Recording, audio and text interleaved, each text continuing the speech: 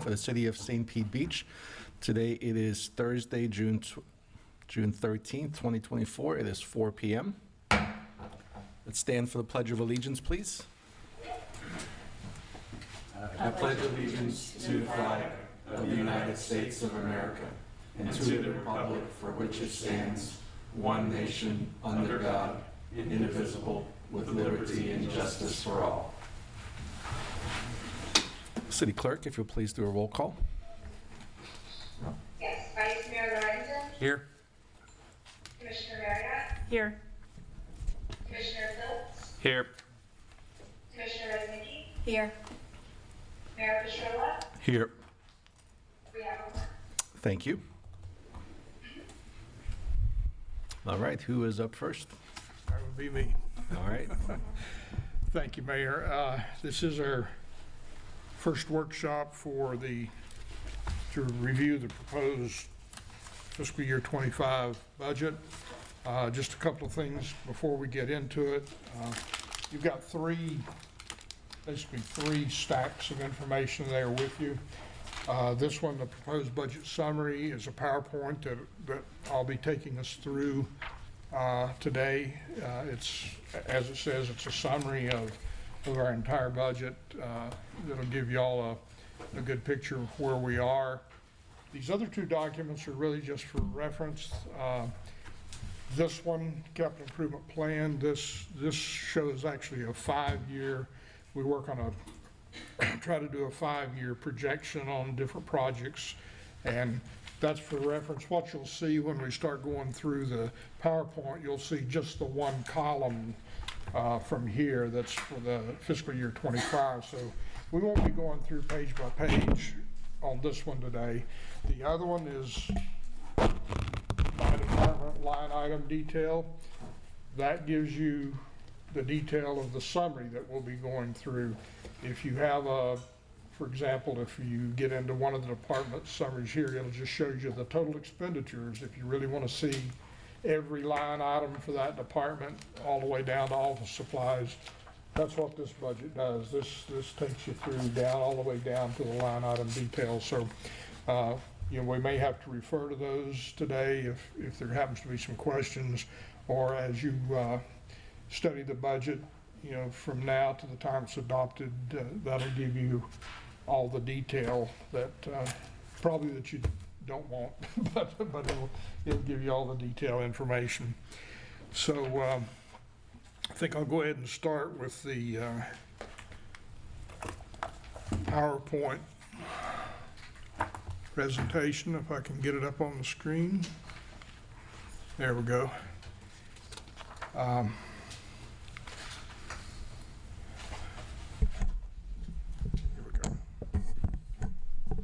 And y'all do have a copy of this there, a hard copy. But as it says, this is proposed. First thing, the next sheet, I just want to go over the process a little bit with y'all. We start this, actually we started it back last week of February, where finance department sent out budget worksheets to all the departments. Each department then worked on their budget request, what they thought they would need for the next fiscal year. During May and up into June, I met with each individual department along with our finance director. We reviewed every single line item. Some places with the budgets, they'll just look at totals and they'll say, okay, a 3% increase, 5% increase, or something like that. But that's not really the way that I've ever done budgets, because I think that line items change. So Al, our finance director, and I went through every single line item with every single department to come up with what you're seeing in front of you today. Next thing, June and July, that's when we have the workshops as necessary. July the 1st, we will get the preliminary taxable values from the property appraiser. That's used to take a look at what your millage rate may need to be or should be. They give us a sort of a preliminary look back in at the 1st of June, and that's what we've used in producing the budget. So it's always usually pretty close to that number, so I don't think there'll be a big difference in our taxes once we get that July the 1st. But once we do get it, we'll adjust our revenue portion of the general fund according to that new taxable value estimate, and during July we'll make any adjustments that y'all think we need to make after y'all have had a chance to review the entire budget. By the end of July, and the reason I put July 24, that's our second scheduled meeting for July. But by the end of July, the commission has to decide what your tentative millage rate is, what your property tax rate is for the coming year, because that has to be sent to the property appraiser by the 1st of August. And that's so they can get out those trim notices that everybody sends out, that they send out to everybody showing what your proposed taxes are for the coming year. Wayne, excuse me, Yes, I got a question. Yeah, please stop me anytime. Okay. Yeah. July 24th, that's a Wednesday. So are we having a meeting, or is it just a day off? I think there must be a day off. Okay. We have not planned on having a special meeting. So that second meeting of July 23rd. 23rd. Thank you. Yeah. So, yeah, we just planned on that second meeting of July. There's no need to have a special meeting. You're not actually setting the millage rate at that meeting. You're deciding what your maximum millage rate would be for the upcoming year.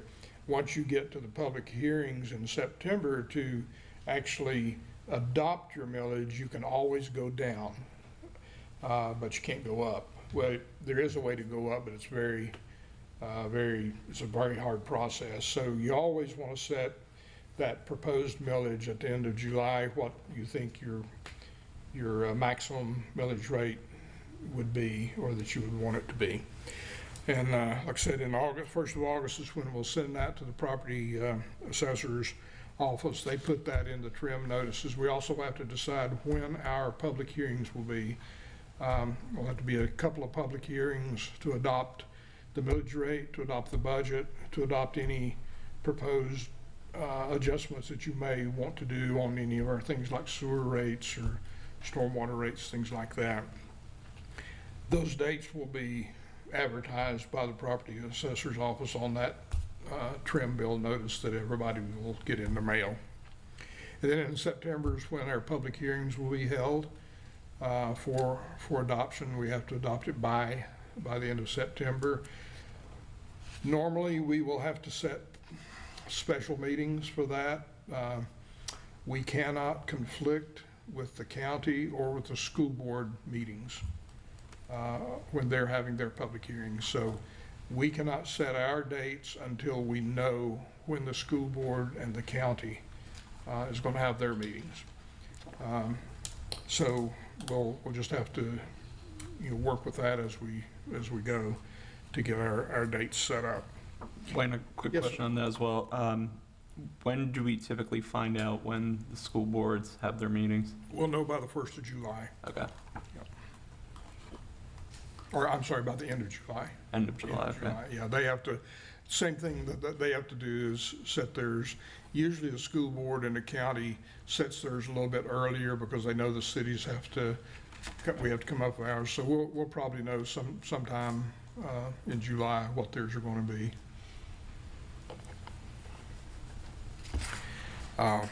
So that's sort of the process that is the process that we go through in getting here. So we're to that point on the first workshop. And like I said, please stop me at any time if you have any questions, and we'll try to get the answers for you. Our department directors are here, so I'll probably have to call on them if we have some specific questions. But this is broken up into three sections. One, operations, another is personnel, and another is the capital outlay. And the first first slide that we'll start with is, there's a lot of numbers there, but we'll be getting more into detail. We don't need to go over this whole sheet, but it gives you an overall picture of all of our funds. If you see across the top, that gives you all the funds that we have in the city, starting with the general fund and ending over here with our, what we call, our wastewater, reclaim, stormwater, our enterprise funds. So that gives you a snapshot of our entire budget. If you go over to the final column to the right, and if you go down to the last thing, it says total uses. That shows you that what's being proposed right now in these documents is basically a $61 million budget if you add up all of our funds. One thing that is important on this sheet, and the next slide will even get more into this, but if you look about halfway down on the sheet, you'll see it says other sources, and you have transfers, capital leases, but the last thing there, it says from reserves. That is because where we're starting right now, in order to balance what's shown, and this is based on what requests we got from all of our departments, what we think our revenues will be. It shows that we do have some deficits that we have to deal with. And the way you balance, we have to produce a balanced budget. So to balance this first proposed budget we're looking at, that line shows you what we're having to use from reserves in order to balance the budgets. And for example, in general fund, right now, our expenditures are $246,000 more than our expected revenues. And we'll get more into that. The one on this page that I'll point out in particular is the stormwater fund. If you go all the way over next to the last column, we're $1 million deficit. Last year, and we'll get into last year, we were also deficit last year. Fortunately, we've had some reserves, but let me show you what happens with that. Wayne, could I ask a question? Yeah. On reserves.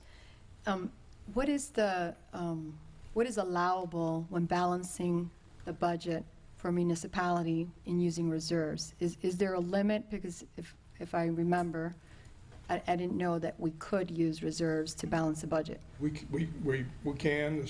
Our city has always used reserves. Cities do use reserves. A lot of times cities will set their own policies or goals to go by.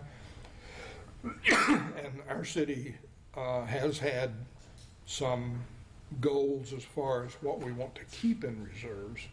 And as far as how much reserves we're going to use, we don't have a policy on that. We don't. What is ARPA? ARPA was it was the recovery money that came down from the federal government. What does ARPA stand for? Something recovery. Anyway, it was the dollars that were sent down to the city that we've been using. This year is the end of those dollars.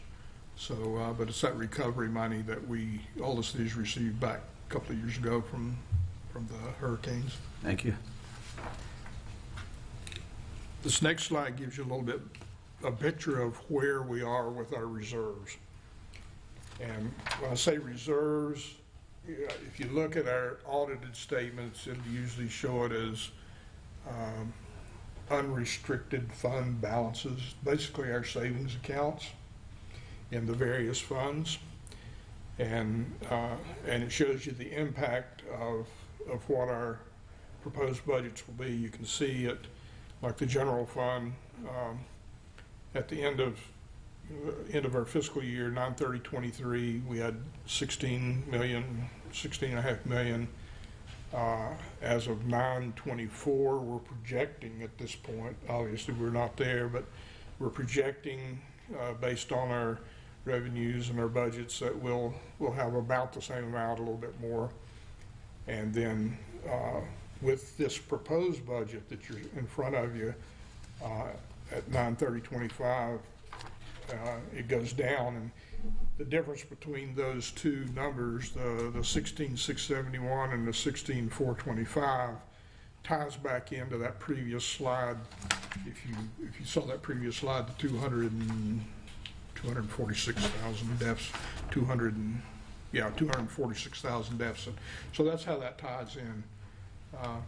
But it shows you that, and the one I pointed out a minute ago is if you go down to the stormwater fund, you know, we at 9, we anticipate we'll have $1 million and about 1.5 million in reserves in the stormwater. But if we do everything that's proposed in stormwater for the fiscal 25, our reserves will be down to a little over 400,000.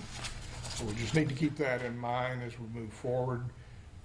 If there's things that we ought to, or that y'all think we need to push forward, and we'll get a little later into our revenue sources for all of these funds too, because that's the way, you know, you can balance your budgets without using reserves, is either cut expenditures or find a way to increase your revenues. But that gives you a picture of all of our funds. So any question on that I can answer?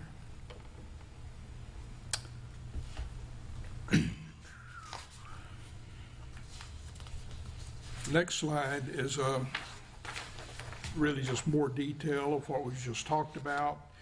It shows you in each of our funds, if you go across the top, again, it's all of our funds. It lists the major revenue, the revenue sources. Below that, it shows your funding uses. That's your expenditures for each of those departments. So this is just a little bit more detail of what we just talked about in the last two slides if you want to get a little bit deeper into it. So all those numbers tie back into the last two slides. We'll start with the general fund. General fund, of course, is where we have,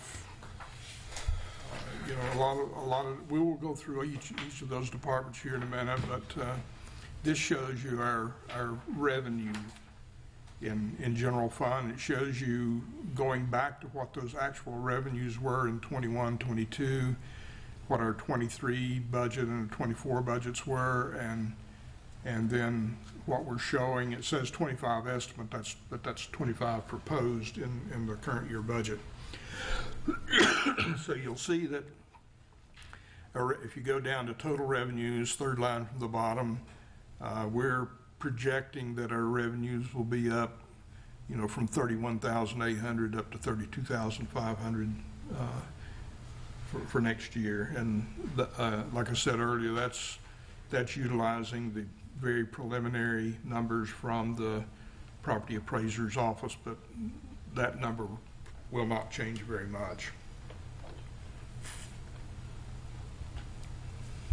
I don't know if we want to save these questions for later. Oh, take them now. Take them now. When we look at some of the ones where it went down considerably, like licenses and permits and let's see, where's the other one that caught my eye? Fines and fees. It seems like we're doing a lot of fines and fees out there, but somehow we project to get less in FY25.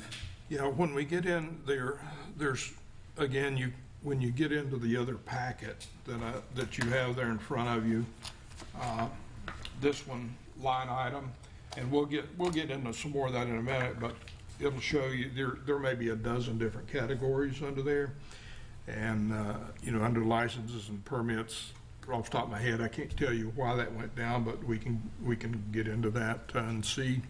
All right. Some of the permitting, you know, that varies, you know, from year to year. You know, you can see all of these. They go up and down. You know, in 21, license permits was about 600,000, then it went up to over $1 million. You may have some big projects coming around, so that number varies a lot over the years. All right, thank you.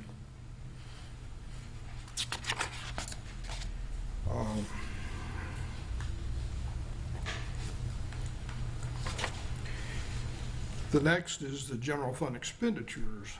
and this is by division. These are all the areas that our general fund provides revenue sources for. Our charter officers, administrative services, which is finance and HR and IT, community development, code enforcement, public safety, public works, recreation, and then non-departmental, which is transfers that we make from the general fund into things like our fleet fund or the capital improvement fund. For example, our fleet fund, rather than just waiting until we need to replace something and have to come up with $60,000 to replace a piece of equipment in a year, we actually have a schedule and we transfer money each year. When we buy that piece of equipment, we'll say, okay, that's a 10-year piece of equipment. 10 years, we think the replacement cost will be $50,000, so we put $5,000 a year into that fund so we don't have to have a big hit when it does come due. But that's what the non-departmental, those are transfers. Most of that is into the capital fund, and some of it is into the transportation or the fleet fund.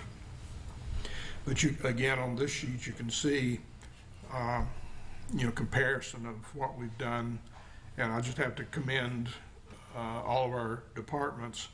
Our goal this year was to create a budget that provided the resources that all our departments need to function and provide the services that are expected, but at the same time be frugal and create a budget that we can live with without having a negative impact on our taxes. So we built this on maintaining the same millage rate that we have right now. No increase in taxes are proposed. Well, looking at the previous slide, we did have a tax reduction last year, and we're still up almost 10% year over year. I'm sorry, the first line. Yeah. So we reduced the millage rate last year. Last year you went to the rollback rate, but we still had additional money that came in. Yeah. Once all the taxes came in, we had new development, people that remodeled, things like that. But we did see from 23 to 24. And I remember going back. Actually, we had at our this month's city manager's countywide meeting. Mr. Twitty was there and showed a lot of good graphs. That matter of fact, if you'd like to go on his site, property assessor site, he has a very good slideshow that shows what's happened over the last 2 or 3 years, actually 5 years, with property taxes and assessments. It's very interesting. And last year we had I think it was over 16% increase. This year it's looking at around 8 or 9. So there's a lot of things that impact those taxes, and what he has on his website is very informative for not only y'all but for our citizens to see what's happening with that and how those numbers change.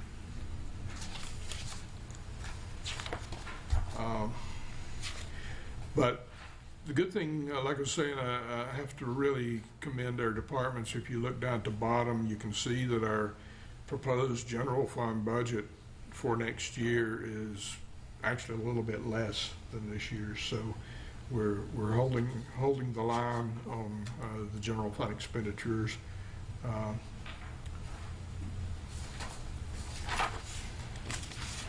This is kind of a nitnoid thing, but on the very first line, City Commission, in 4 years, we've gone from 84,000, basically 85,000, up to almost 150,000 in 3 years. And I know that's a nitnoid thing, but what the heck? Well, part of that, is there a lot of travel? see if I can, some of these changed because some things were, at one time were in one budget and they've been moved to another budget. And so that makes a big difference. And I think that for some reason in the 23-24 budgets, we had, there were a couple of divisions that were included in there. And Jennifer, can you help me out? Do you remember what was in? Maybe I can find it here real quick. Just give me 1 second. Or to save you a lot of time, there wasn't like a big jump in. A lot of things that shouldn't have been in certain areas to the right area. Okay, it wasn't like excessive travel or No. that type of thing. Okay, great. That's all I wanted to know. No, it was, yeah, it was different. Let's see here. That, again, if you guys are pretty certain it wasn't anything where we just started spending a lot all of a sudden, No, that was not the case. then I'm good. Thank you. There was a difference in the professional and contractual, so there was probably some kind of professional services that the commission wanted, that put in last year that was not in there in previous years. But as far as the salaries have stayed level, if travel has stayed, right. Well, travel is one. Back in '21, there was basically no budget for travel for the commissioners. And it looks like in '23 is when there was a travel budget established for each commissioner. So that was about $10,000. Okay. That made a difference. We started budgeting for a lobbyist. That's right, lobbyist also. That's where professional contractual went up. Got it. Thank you. Sorry to hold everybody up with that one. No problem. Just the optics. Thanks.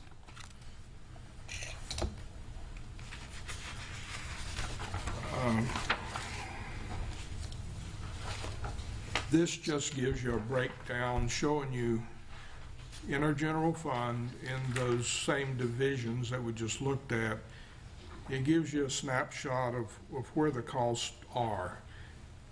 In the very first column, in general fund, or charter officers, it shows you, that personnel is about half of the budget.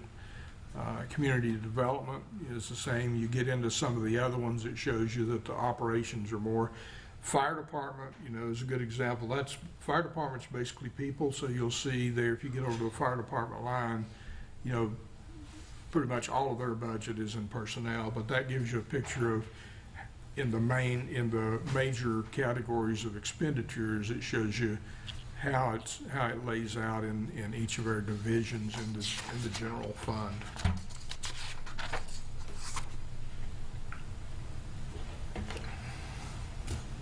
And Rich, I think I figured out the licensing and plans. It seems, I'm guessing it's plan review fees that we collect. So I think we had a big increase with the east end of Corey with plan reviews, and I think the Don Cesar. So there's a big bump in 22, 23, and that's where our decrease, I think, happened. So it's all related to plan review fees. Thank you. So when we have big developments, we collect a big amount of money for those. All right.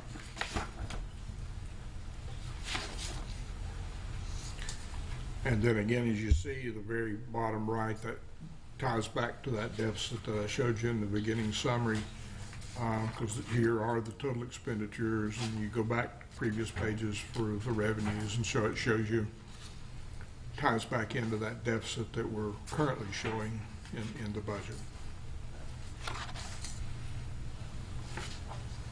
What are non-departmental? The 9618, when it says transfer? Those are the majority of that is transferred from the general fund into our capital improvement fund. So what we do is we put our capital projects into a separate fund because we're showing usually a 5-year outlook on that. So same thing like I explained with our fleet fund, we put money each year. If we see we want to do a $100,000 capital project 3 years from now, we'll put a little bit each year. So those are the transfers that you see that are our normal transfers plus any capital projects, new ones that we're planning on trying to do in the coming year. It's transferring general fund dollars into the capital project fund in order to pay for that project.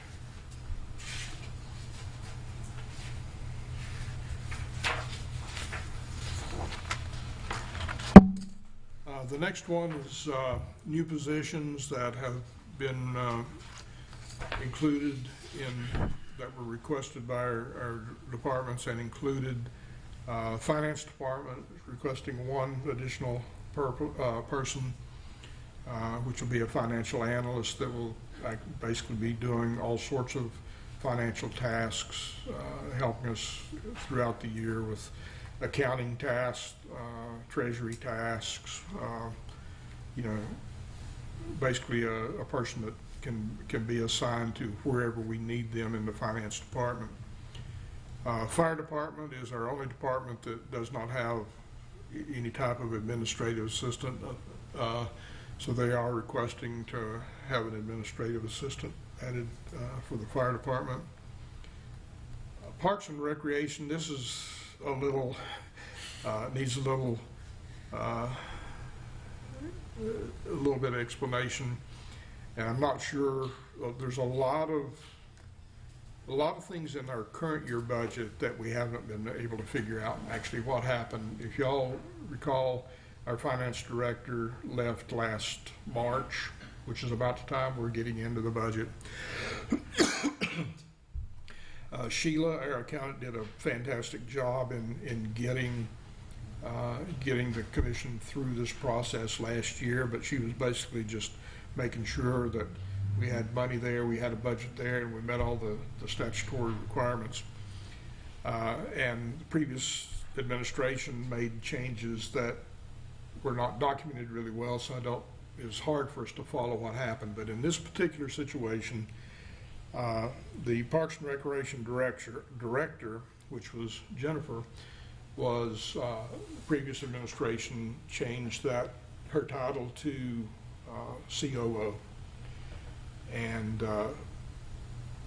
but did not backfill or create a Parks and Recreation director's job in the current budget. So we have some good managers there, a good operations manager, but Jennifer's been doing basically two types of jobs there. So it's important that we get a director's position back into that, because what we decided earlier this year, previously the position of finance director was a finance director / assistant city manager position. Right after I came on board, the city was advertising for assistant city manager, but I came to the commission, previous commission except for the mayor obviously, and said, well, we really need a finance director more than we do an assistant city manager, and a new city manager coming on board should be the one choosing an assistant city manager, not me. So we made that change back in, I think it was October or November, that we would move that money over to be able to hire a finance director. But with a new org chart, and I've been working with Fran on this, on how she would like to see the organization set up, and we do need, I think it's important we have that assistant city manager position in place. So, and the COO position would go away.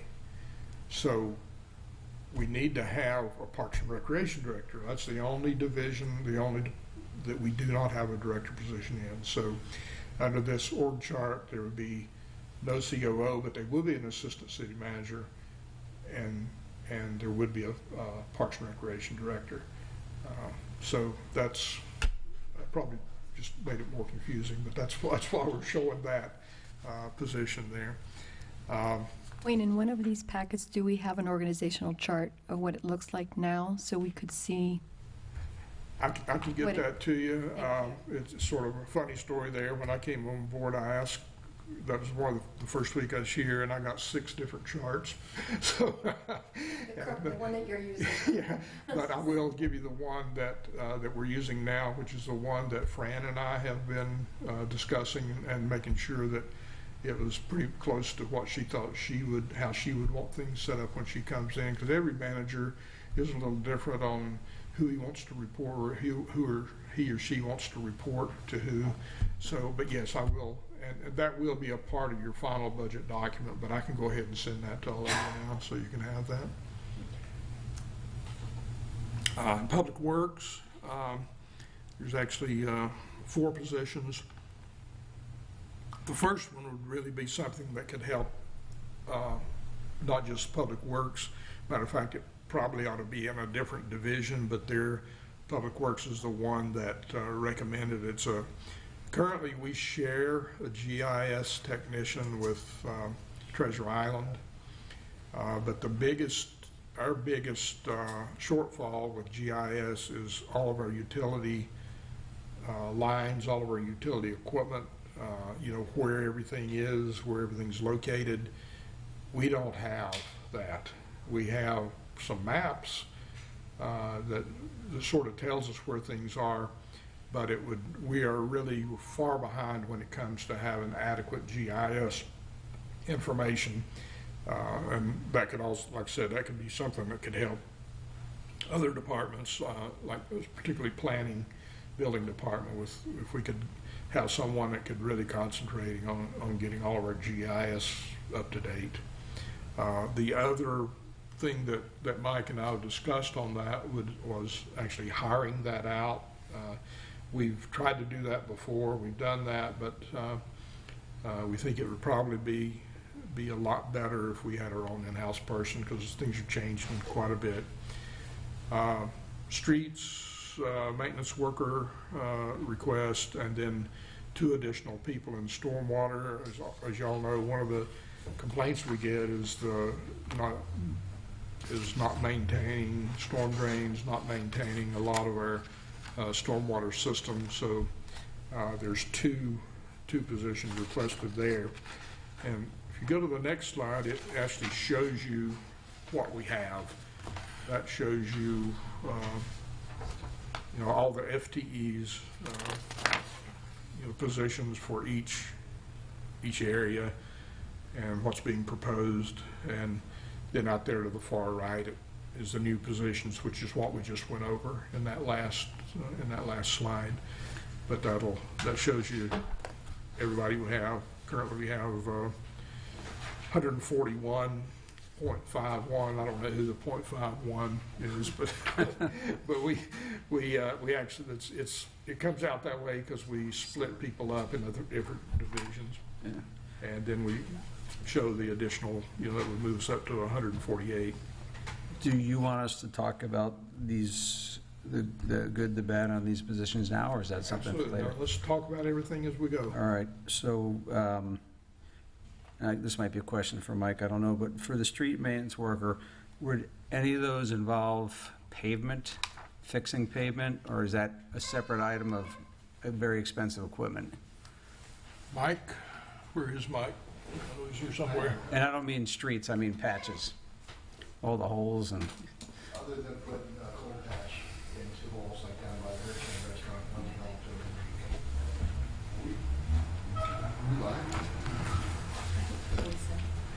I didn't realize we were live.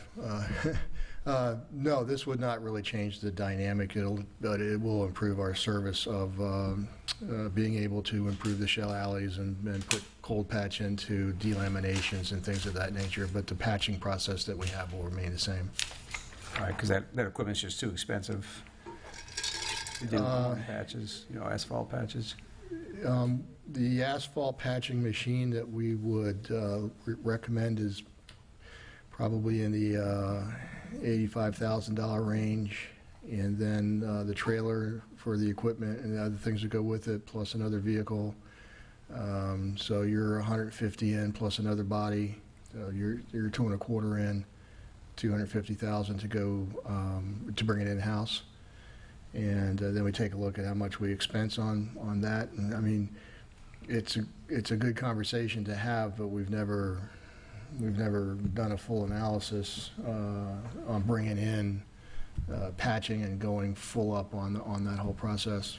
I appreciate it. The reason I bring it up is we all have streets where, you know, it's either the county or a Spectrum or somebody that leaves a hole, and then it's there for 3 or 4 months until, and I understand the process, until you can get, it's economically viable to get a contractor to come out and do a bunch of those holes at once. But it's always a long wait. Having it in-house with the, owning the asphalt patching machine and the associated equipment and the body, I think it would come very close to the contractual amount that we spend with a company called Yellow Dog. And our response capabilities would be controlled by us, not by other factors. And so I think the public would definitely see a shift towards the positive side of our responsibilities. And then the money, well, it's a big layout to get going. So your big capital expense and hiring people to put into all that and training. But then we're offsetting that by the amount of money that we spend on the contracts that we have to do the same thing. But then you need another body too, right? So at least 1 or 2 more bodies, or would that be the folks that are street maintenance work? It would basically be at least 1, probably 2 bodies, plus the main vehicle, plus a second vehicle, plus a trailer. Okay. And then a bunch of other small tools and things of that nature, some compaction machines and things of that nature. So we can certainly provide that information. It's not hard to compile. Only if somebody else is interested. If it's just me, then I don't want to belabor it. Commissioner, I've done it both ways throughout my career. In the previous city, we went back and forth a couple of different times. We did buy equipment and hired the people, had the people to do it. Other than the upfront cost, like Mike said, the annual cost is pretty close. Yeah. But the problem you get into is keeping the people you need and the maintenance of the equipment, because the equipment is high maintenance equipment. Yeah. Very high maintenance equipment. Yeah, and this will be up there with the street sweeper and the vac truck as far as in terms of cost of vehicle maintenance and that. But you weigh that off against the intangible, which is meeting the public expectations. And that's the key to it. That's exactly why in my previous city, we bought our own equipment, did ourselves for the same reason we have. It takes so long to get it done if you're waiting on a contractor to do it. We were fortunate to go back to a contractor that was available, could work pretty quickly and get them done a lot quicker than we're seeing here. So, with the situation we have, it takes so long, it's certainly something we may want to look at, unless we could find a good contractor that's willing to come out and do the small jobs, quickly, which we haven't been able to find in the past, I don't think. And the work being done is done well. It's just the process of getting them to be here to do that work. All right. My second question on the GIS technician. I know every time I watch those guys digging, and my son works for the county for utilities, they can never find anything. It's like, and that's not you. I mean, it's Pinellas lines, it's natural gas lines. Stuff's never exactly where they thought it was. But so this technician, would his information feed into the other, like into the county and the other municipalities or the other providers, or is this strictly for our use?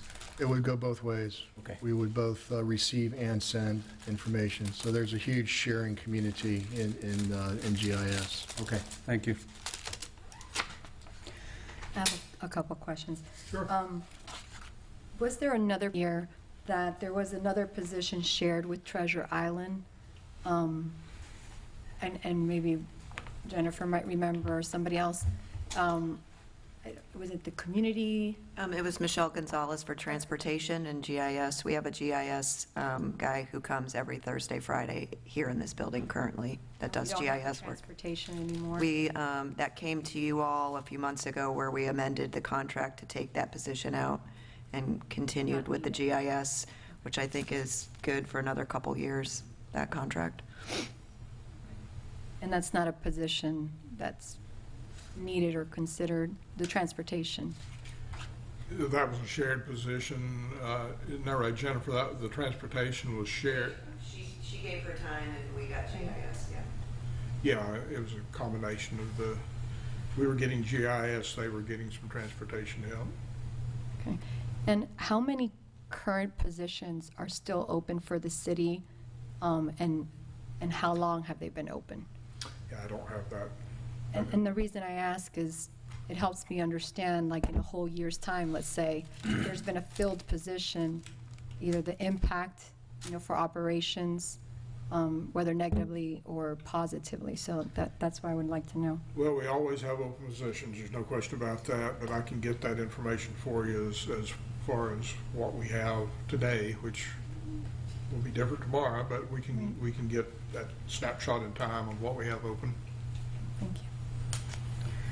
I've got a couple questions for you, Wayne. On the just in general on this page, there's 6 new positions, but at the bottom at the summary, there's like 7.25 more people, and so and then there's also 1.35 less people in building services. And so is that building services, is that decrease in people? Is that, I get some of this is just time, how it gets split different places, but is the decrease in building services because that's where the transportation person was, or are we assuming we're not going to fill a position that's been open, or? Well, some of the change here is we reapportioned some of the people. They may have been split under these 3 divisions. Yeah. We moved some of them around because we thought it was more accurate in the way we do. And I think we also have a couple of people, or at least one that went from part-time to full-time, that would have changed this a little bit. But we are not decreasing building services, the number of people. That would just have been a reapportionment. There is one position that we had in the building department. There was a position called the building department manager that that person is no longer with us, and we did not see a real need for that one position, so that position is gone. Okay. And I think that's not added on the proposed new positions was an admin assistant in community development, which when we totaled up their FTEs, it wasn't a full FTE. It was like One we went from a 0.75 or something.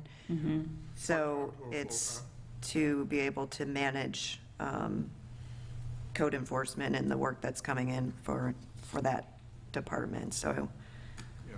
that probably could have been listed on the proposed new positions, but I think that might account, Karen, the difference a little bit Yeah, from the I think 7.24. Yeah. I think the way Al looked at that, it was an existing one that went from part-time to full-time, Yeah. and the title may change, but it wasn't a new body, it was part-time to full-time. Yeah. And then on the code compliance and transportation and parking, did those, like in the fiscal year 2020, 2021, and 2022, were those combined? Is that why there used to be 6 or 8 full-time positions in transportation and parking, and then it got split into, for 2024, split into code compliance and transportation? Actually, there was a planner position that was in transportation and parking, if you remember Elena. Oh, okay. So we just moved her over into planning. Got it. And then we put planning back into community development. It was its own separate division the last few years, and now it's back with community development. So Okay. we did a lot of cleanup Yeah. this year.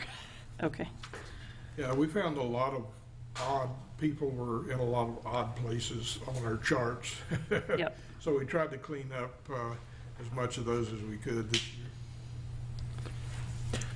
I was just going to say, back to Commissioner Lorenzen's comment point about the asphalt patching machine. I mean, that is a fairly frequent complaint I get from residents about the time it takes. So I don't know if it's worth looking into farther. We'll be glad to do that. It would not take us long to come up with the dollar difference. Like I said, it would be a big hit the first year, but after you get past purchasing that equipment, it levels out. But we can certainly get those numbers together pretty quickly. And the parking, we, Sorry? so on the parking, we hired 3 part-time parking enforcement last year. Did those disappear, or are they somewhere else, or? I'm sorry? Yeah, it's under code enforcement. So then what's on the parking and transportation? I'm sorry, what's? So if we have 8 staff in parking and transportation, and then the parking enforcement under code enforcement, then who is in transportation and parking? Jennifer, I'm gonna have to ask you to help me out with that one.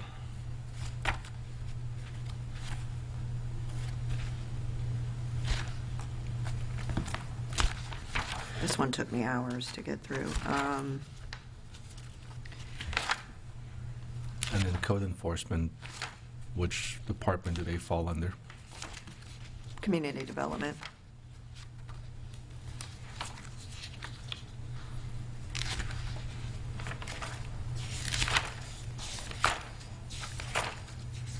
Hold on.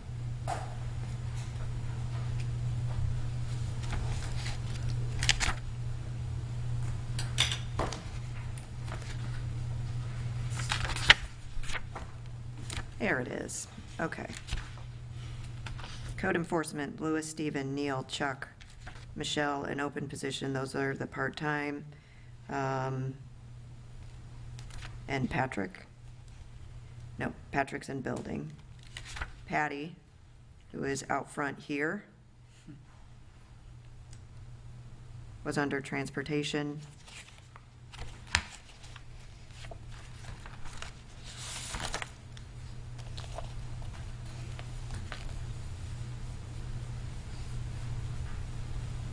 Transportation planner, the community development director fell under transportation and parking.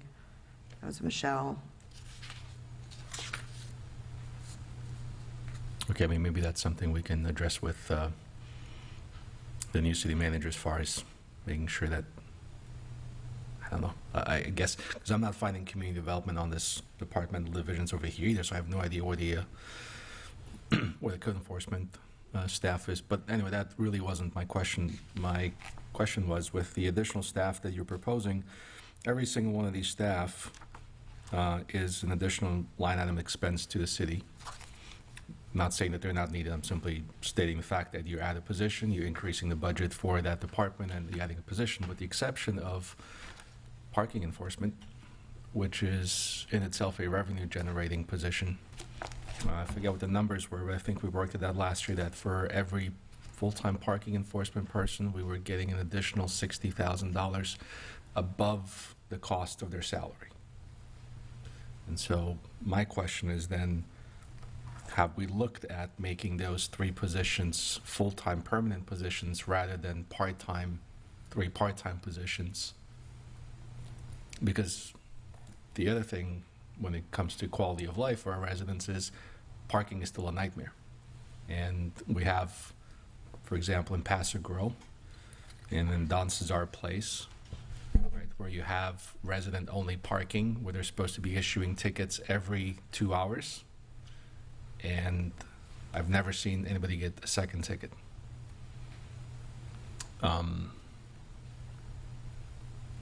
So the question is then, is there an opportunity there, again, to move those positions to, or was there any conversation had about having those positions as full-time? No, we have not had that conversation, but did I hear you right that last year y'all said that each position could net $60,000 over and above? It was at least that much, yeah. Wow. I mean, if you just take the number of, the dollar amount of, tickets revenue that we receive, Yeah. I hate to call it revenue, but that's It is. right. So we receive fines for tickets that are issued by parking enforcement, and you take the number of staff and you divide it by Oh, I see. the dollar amount. So let's say it was $600,000 last year, and we have, 3 full-time parking enforcement, and it being $200,000 per each one of them. And then when you remove their salary, their, pension and benefits and everything else, it ended up being, if I remember correctly, it was somewhere north of $60,000 as net positive for each additional position that we hire. And again, we wouldn't be having this conversation if we didn't have a parking issue. Right. And if there wasn't, if our current, even with the additional 3 part-time, we're still not at maximum capacity for what we could be doing for enforcement. Yeah, I mean, it's a good point. I mean, but, no, to answer your question, we did not have that conversation as far as adding additional, either to go part-time to full-time or even adding more people, but certainly something we can get. You can do numbers for that. And if I can just follow that up with just one more in the same line, if I remember correctly, the 3 additional part-time individuals were actually from the city's current pool of employees, and is that correct? No? We couldn't have any current ones, so we have people that just work weekends Okay. that we hired on. Yep. And so they currently don't show, and this is where the cleanup was in the FTEs in our current budget, because we did that mid-year. So that's also where you're seeing the FTE difference, where we tried to match that up to the actual bodies that we had here. Okay. So I think they're 20 hours, so whatever we budgeted for, it would double that plus whatever benefit package cost involved. So we could put the numbers together and see what that looks like. Yeah, and I mean, we'd look at it both ways too. Sometimes it's easier to get part-time people for that kind of job. And Sure. of course, that saves the city money, because if they're part-time, then we're not doing the benefits that we do on full-time. So we can look at it both ways and see if that would help us. Yes, sir. Yeah, because again, the issue is primarily in the evenings, you come home, there's nowhere for you to park because somebody else who doesn't have a resident parking permit is there. Parking enforcement leaves at 5. You come home at 6, they enforce until 8, but there's no one there to enforce, right? Absolutely. And so, yeah, evenings and weekends is when we need those additional. Good idea. I do like the mayor's idea,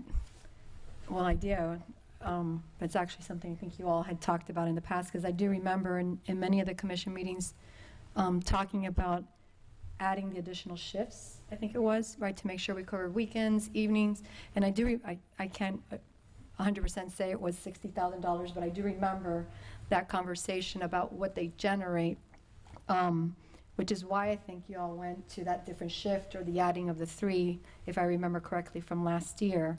But I would say the same thing for code enforcement, which is a separate thing. There's a lot of things that I think residents also get aggravated with when they see things happening within their neighborhood and it's not being addressed, and time passes and there's not code enforcement traveling. You'd almost want the same type of shifts in some cases, because a lot of things happen on the weekend. When you think about all of a sudden someone just knocked down a tree or bulldozed a dune or whatever it may be, people know when to do stuff like that.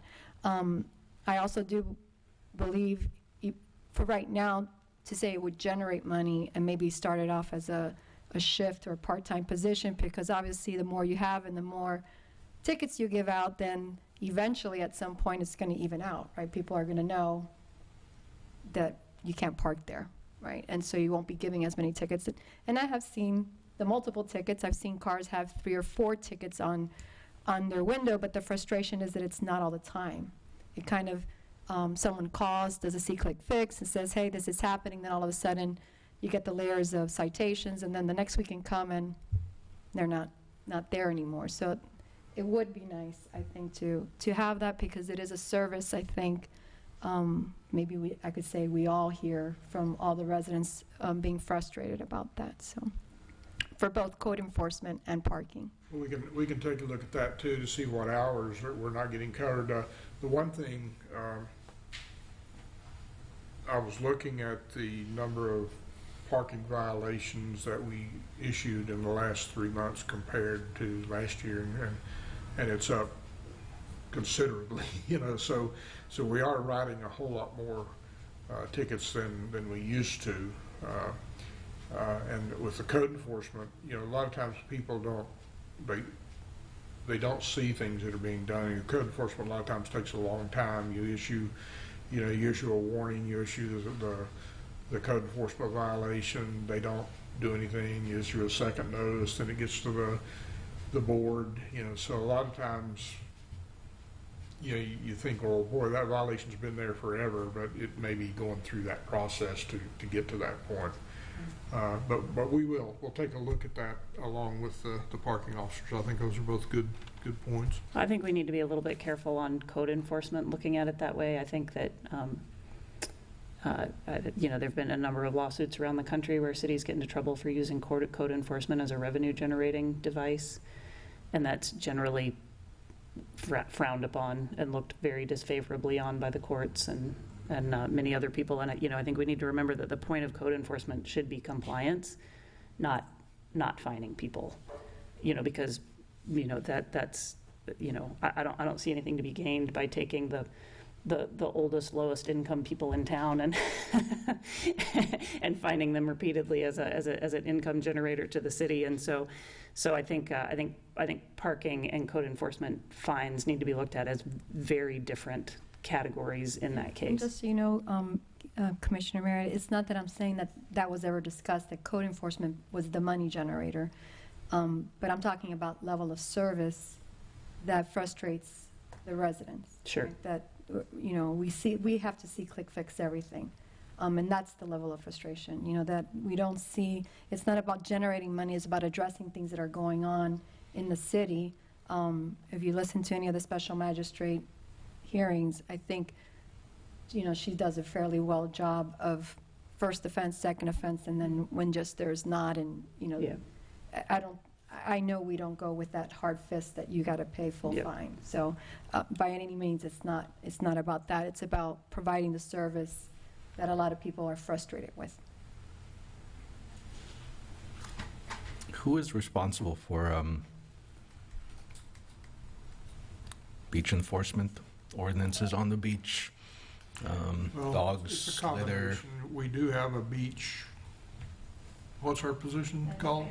Beach manager, who patrols the beach, and we actually, and of course, the Sheriff's Department also does that, and code enforcement. So we've got all three of them that look at that, and we just had that discussion a week ago with our beach, talking about it might be a good thing for our beach manager to go ahead and become certified also as a code officer. That way they can actually write citations rather than just tell somebody, oh, you need to do this or suggest they do this. If that beach manager is also has certifications, then, you know, if somebody's not complying, and we do the same thing, we try to get them to comply, try to help before we, you know, drop a violation on them. We just had that conversation last week, and that's the direction we're going to move to try to have better compliance out there to get that person certified. But it's a combination of all three of them. Thank you.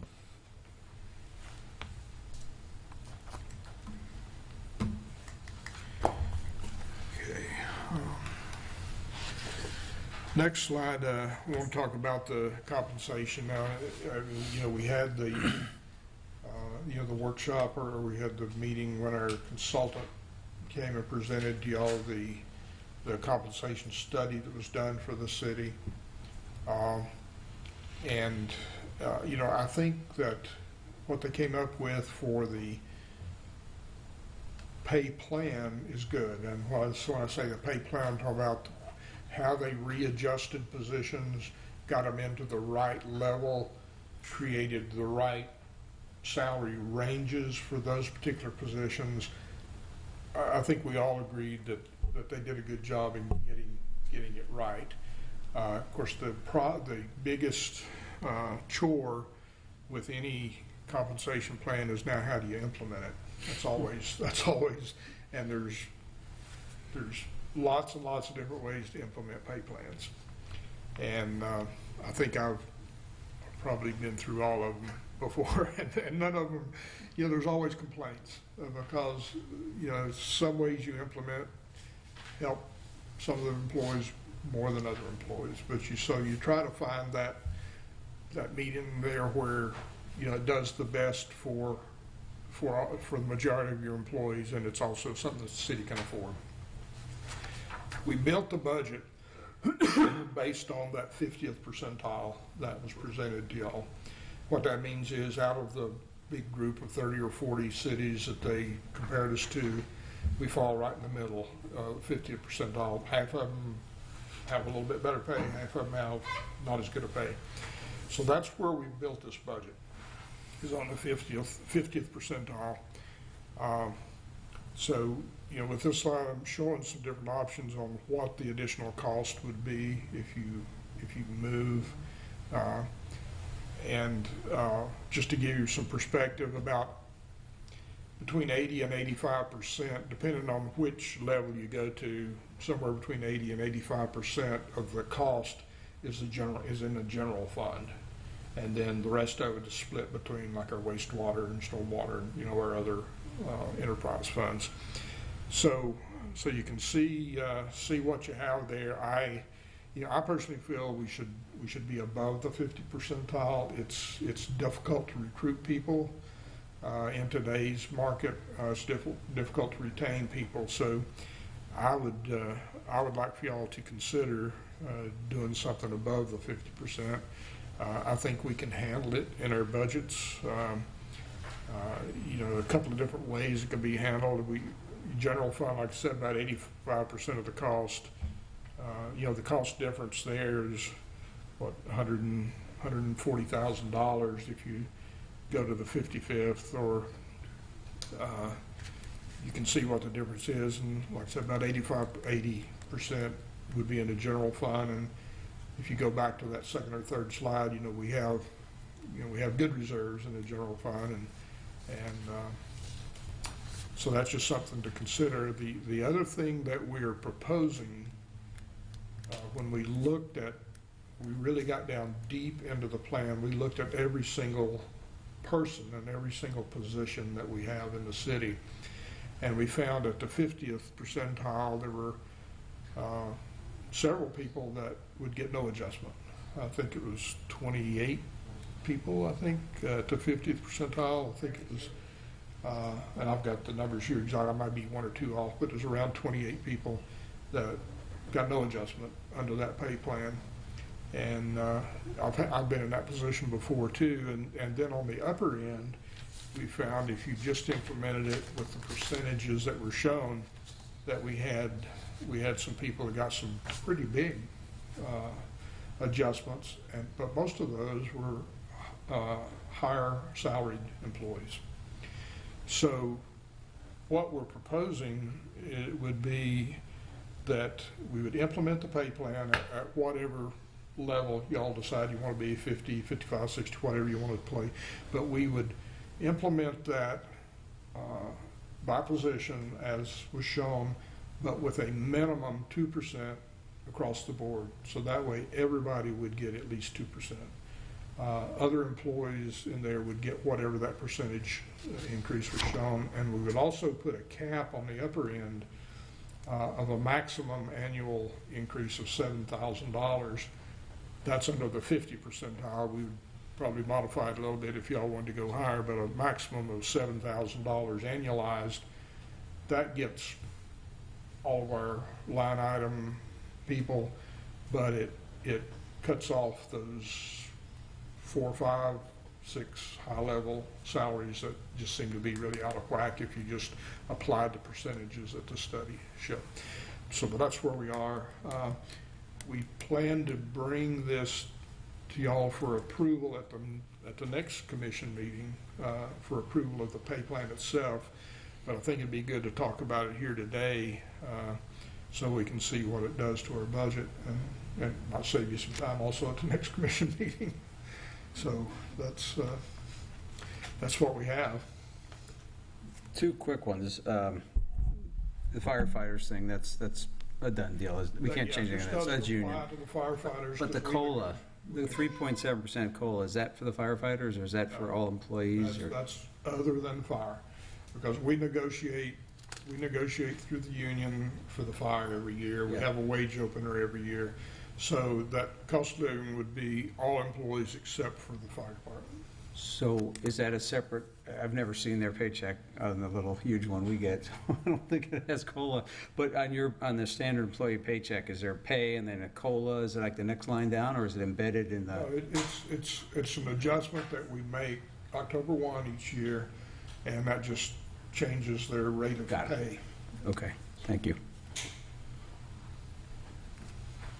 And that 3.7 is based on the end of March CIP. Inflation. Hmm? The inflation index. Sorry? I think it was the inflation index that number came from. Yeah, the index, yeah, as of the end of March. I think it's actually moved up a little bit since then, but that was the number that we built the budget on.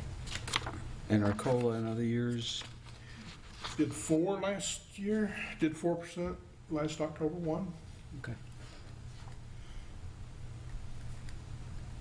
Wayne, a question.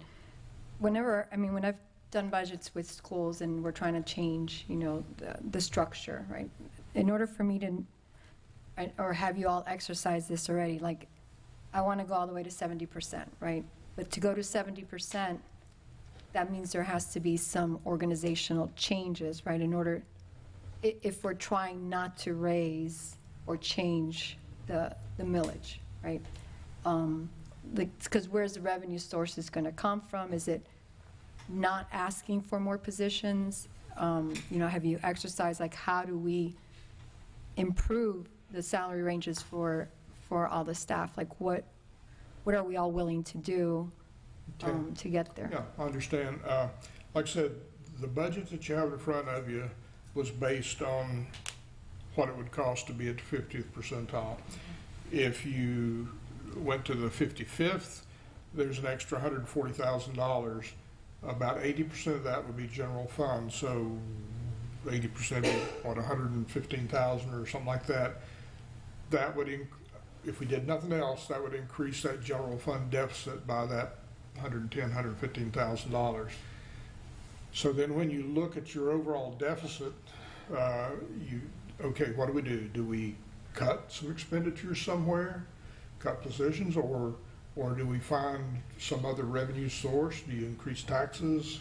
Mm-hmm. Unfortunately, in the general fund, there's not a lot of control over the revenues because a lot of it are state shared revenues, like gas tax, and we don't really have much control that makes a big difference in the general fund other than what we charge for parking. That is a big ticket item for us. Mm-hmm. So, but that's how you would have to that would, if you go above the 50, it's going to increase that deficit number, and then you have to decide, well, can we live with just taking that out of our reserves, or do we need to do something in the budget to help that? And these numbers will change slightly because, as Wayne just explained, there were a number of positions that had a huge increase, a huge dollar amount if we cap it. That's kind of where we talked, like, at least giving 2% to people that weren't getting anything, and it kind of was a wash. Plus, I think some of these, if it was 519,000, capping that would lower it a little bit. So we'll have those numbers based on whatever percentage you guys choose tonight to the next commission meeting, so you'll actually see that impact. Has there been any input from any of, like some of these departments that have asked for, like the finance department wants a finance analyst, but is there any input from them on, like, well, if we're going to be at the 50th percentile, we want a finance analyst, but if we're going to be at the 65th percentile, we could do without it? Like, okay. And there were other positions that were talked about. This is where we pared it down to what we thought were necessary positions that we needed. The only one only position that if we were looking at cutting one of those would be the GIS, because we could still do a shared position rather than bringing someone in-house, because that does, we had that one new position as a GIS analyst, mm-hmm. and we could continue to do what we're doing now. It would just not give us all the information that we'd like to have as soon as we would want it. But other than that one, all the other positions we felt were very important to add. And on those positions that are proposed to add, are those positions that we think are reasonably fillable? You know, we have a lot of positions that have been unfilled for a very long time because we can't get anyone to, you know, we can't find anyone willing to do it. Positions are very difficult to fill, and the reason being is with that level position, you know, someone can make $2 or $3 more an hour across town. You know, they're going to take that position. You know, we try to sell it, all government does, with the benefit packages that we provide that a lot of, you know, private employers do not. But, you know, the hardest ones to fill are usually, you know, your maintenance positions, but it just depends on the market at the time. Right now, it's hard to fill any position. Right, so, you know, and so what I'm getting at is, you know, like if we add a budget and finance analyst position or add a GIS tech position, that doesn't mean we're going to have one of those people. It just means we're going to advertise the position and see if we can get somebody. And it might be 6 months before we find somebody. Yep. And actually, it very well could be because, you know, if y'all approve the budget in September and if we immediately advertise, we're not going to have that person October 1, you know, so the dollar amount that we're showing in there is really the worst case scenario if we were able to find somebody at the beginning of the year, you know, so, but that's just, you know, you make those estimates and, you know, those numbers are going to move a little bit, but.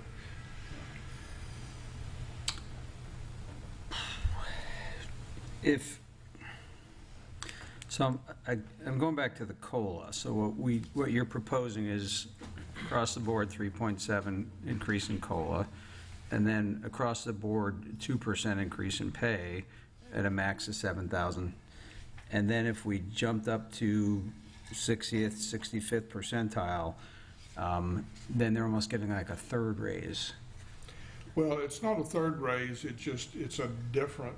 Let's just say, if we're at 50th percentile, say somebody's getting a 2.5% adjustment. If you go to the 60th percentile, that might be a 3% adjustment rather than a 2.5. It might be a 3% adjustment. That's what happens when you move, like from the 50 to 55 or 60. It's their amount, that person's amount of increase changes as you go up. So, like I said, it might be 2.5 here, then we go to 3 or 3.5 as you move into a different percentile. Maybe I misunderstood you. So let's say we went to 65th percentile. Some people are going to move up to a higher pay level.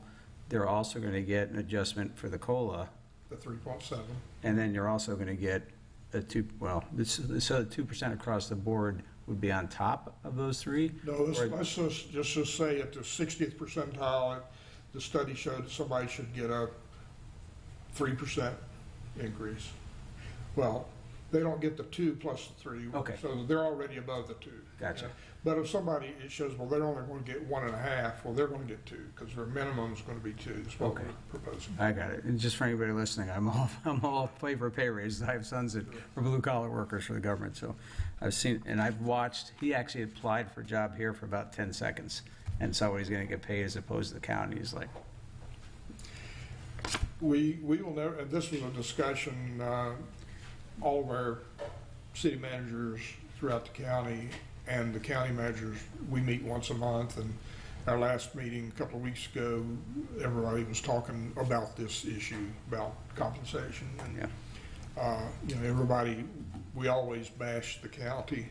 And we always bash Clearwater because nobody can ever compete with what they're doing salary-wise. And you know, everybody was going around the table talking about, and you know, as far as COLAs, it was anywhere from 3 to 5% that people were talking about with the other cities. And there's 2 or 3 other cities that are in the middle of pay plan adjustments. Also, let me mention one of the reasons that, actually the main reason we're saying we really should do a cost of living increase in addition to the salary study is this salary study was started over a year ago. And so, you know, they were comparing cities' information from several months ago. And so there's been been changes since then. So that's why we think it's reasonable to also apply COLA at this point in time. Great explanation. Thank you. So in the interest of looking at ways of, going to 55, 60 or higher, I know at 2 commission meetings ago, we talked about reviewing the parking rates again. I did not see anything in today's agenda talking about the parking rates. The budget does not propose any increase. That's a very easy adjustment we can make, though, but this budget was based on keeping the current rates. Okay, so we were going to get some data on that, though, right? As to what is our current capacity? Are we at 100% all the time? Are we at 80%, 80% of the time, or? I think we're pretty full all the time. Let's see. I can Yeah, give we're you working on that for the next meeting. We were putting all the numbers together to give that to you. It's on the agenda for the next meeting, Okay. the presentation. Yeah, I mean, if right now we're at $4.75, $5. We're under 5. Yes, I think we're at $4.75. That quarter, just even a quarter increase, is, you look at what's our parking revenue, about $2.5 million. Yeah, Keeps I'm going looking up at every that year. now. That's per hour? It's per hour, yes. And so if we're looking, so our residents already park for free, so we're not taxing our residents, right? Yeah. So we're deferring the cost onto the group that actually causes the congestion. And if we can use that, to bump up our staff. I mean, That was the so reason we added the part-time parking enforcement for Yeah. that reason alone, yep. So just, again, just a quarter increase is a 5% increase. 5% on $2.5 million is, 100 and something that's a significant amount. Yeah, I was just looking at that number. If you did a What is the 5% number? increase, that's $250,000. Okay.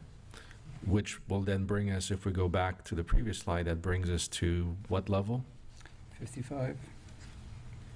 Well, no, it's an additional 250. So that brings us up to, 46. that brings us to 70? Yeah, Oh, sorry, so- 60. Oh, I gotcha. Yeah. I mean, a 5% increase would wipe out the current deficit we have shown now, yeah. And it would take us potentially all the way up to 60 if we maintain the current deficit. Yeah. Okay.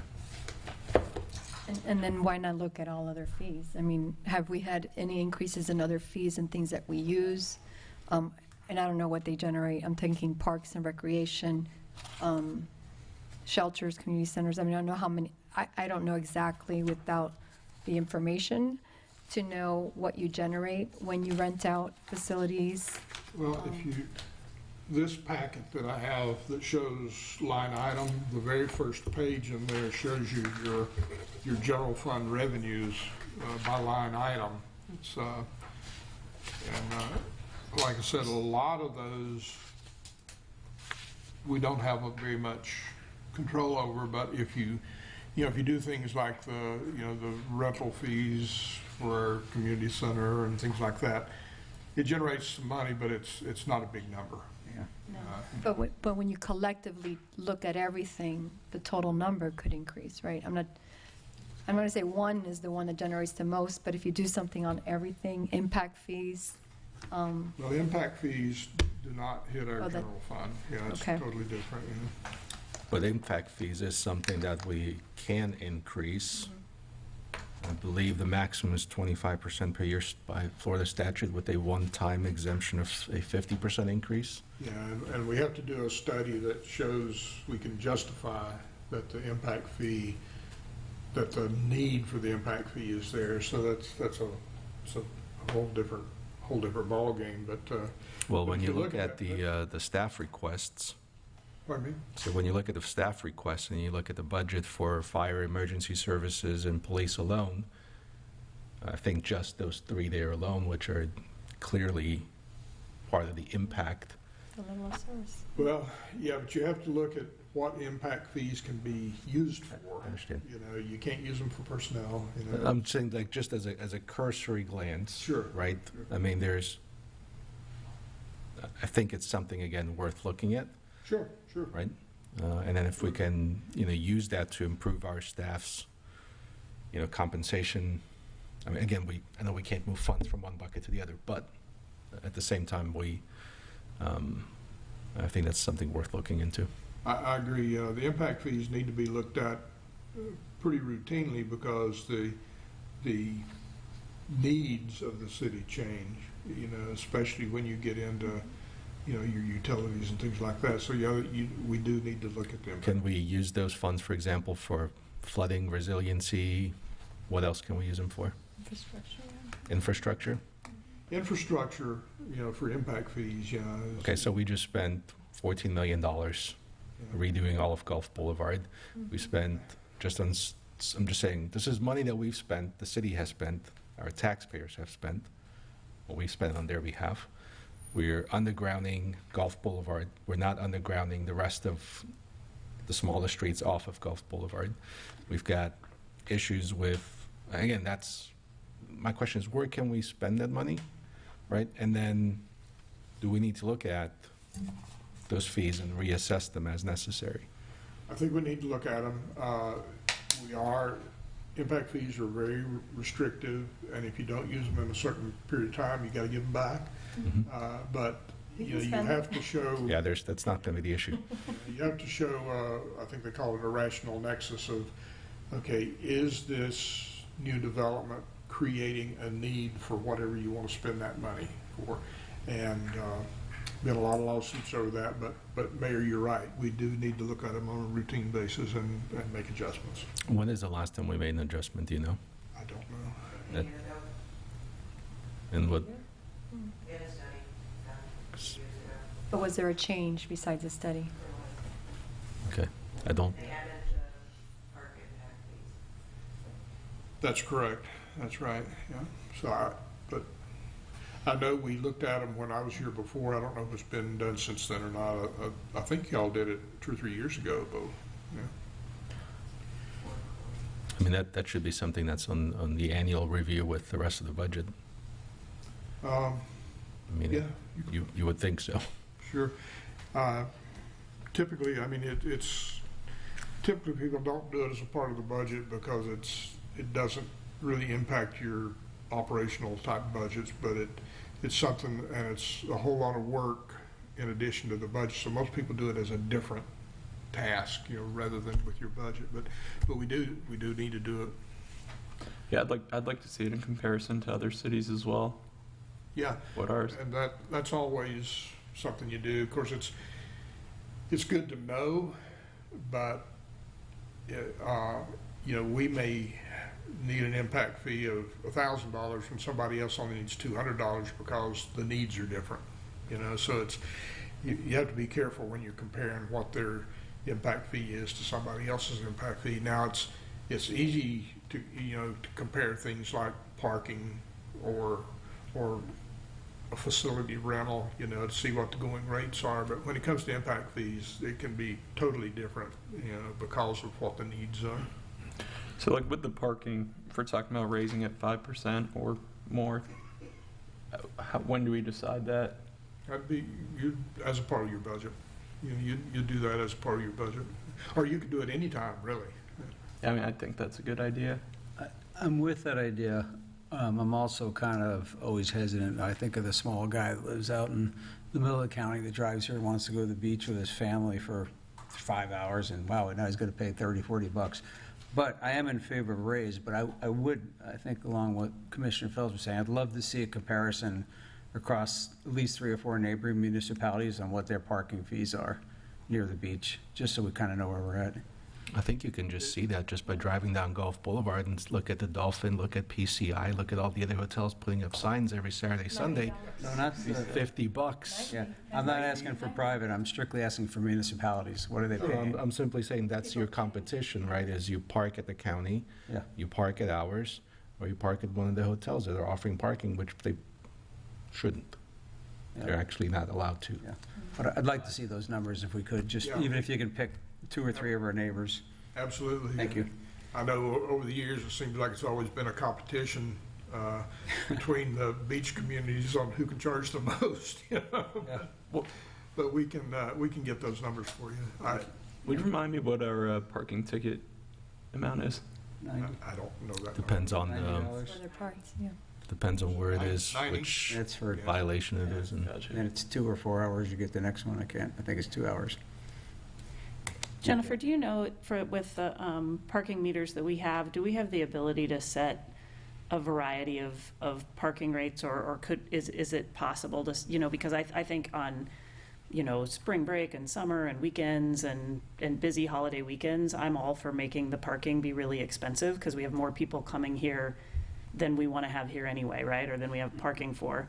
But on, you know, a rainy day in November, the week after Thanksgiving, when the beach is deserted, and, you know, you've got 5 kids who are surfers coming from downtown to come out to park, and they're the only ones in the parking lot, it, you know, like, it seems like it would be nice if you could, you know, or we might even generate more revenue if people knew that, you know, like, in the off-season, on not busy days, St. Pete Beach doesn't charge as much for parking, and, you know, you'd have some people out there. Yeah. Some variable rates now, don't we? We do have varying rates because the holiday weekends is that set $30 or a certain amount, so it does, I'm sure we have the ability, it's a software, it's that Park Mobile. I don't work with the vendor to really know for sure, but I can find out. Yeah. I imagine we could.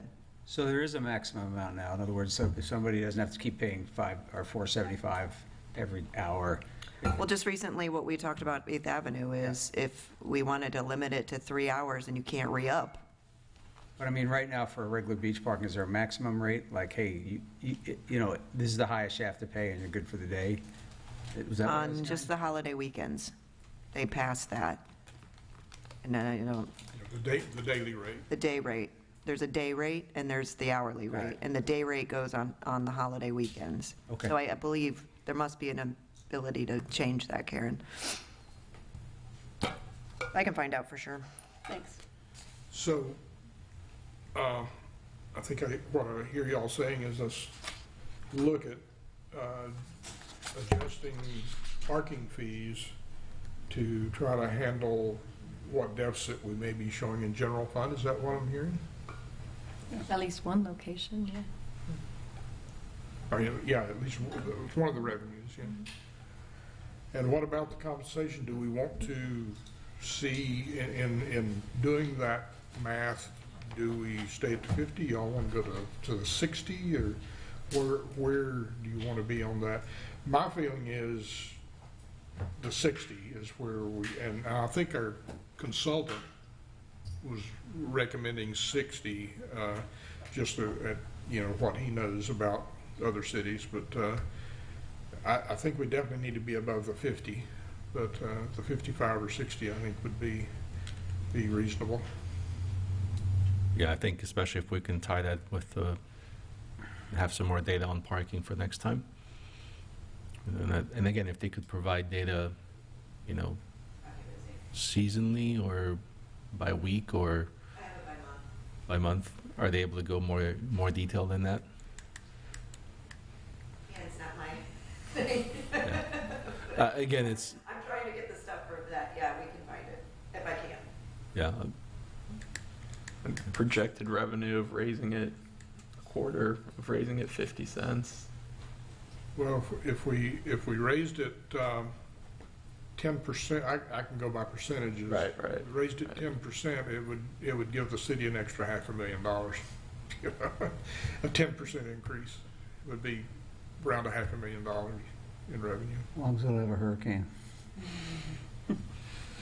well, again, to Commissioner Marriott's point, right, it could be, you know, January through May, it could be $6 an hour, and then it could go down to $3 an hour.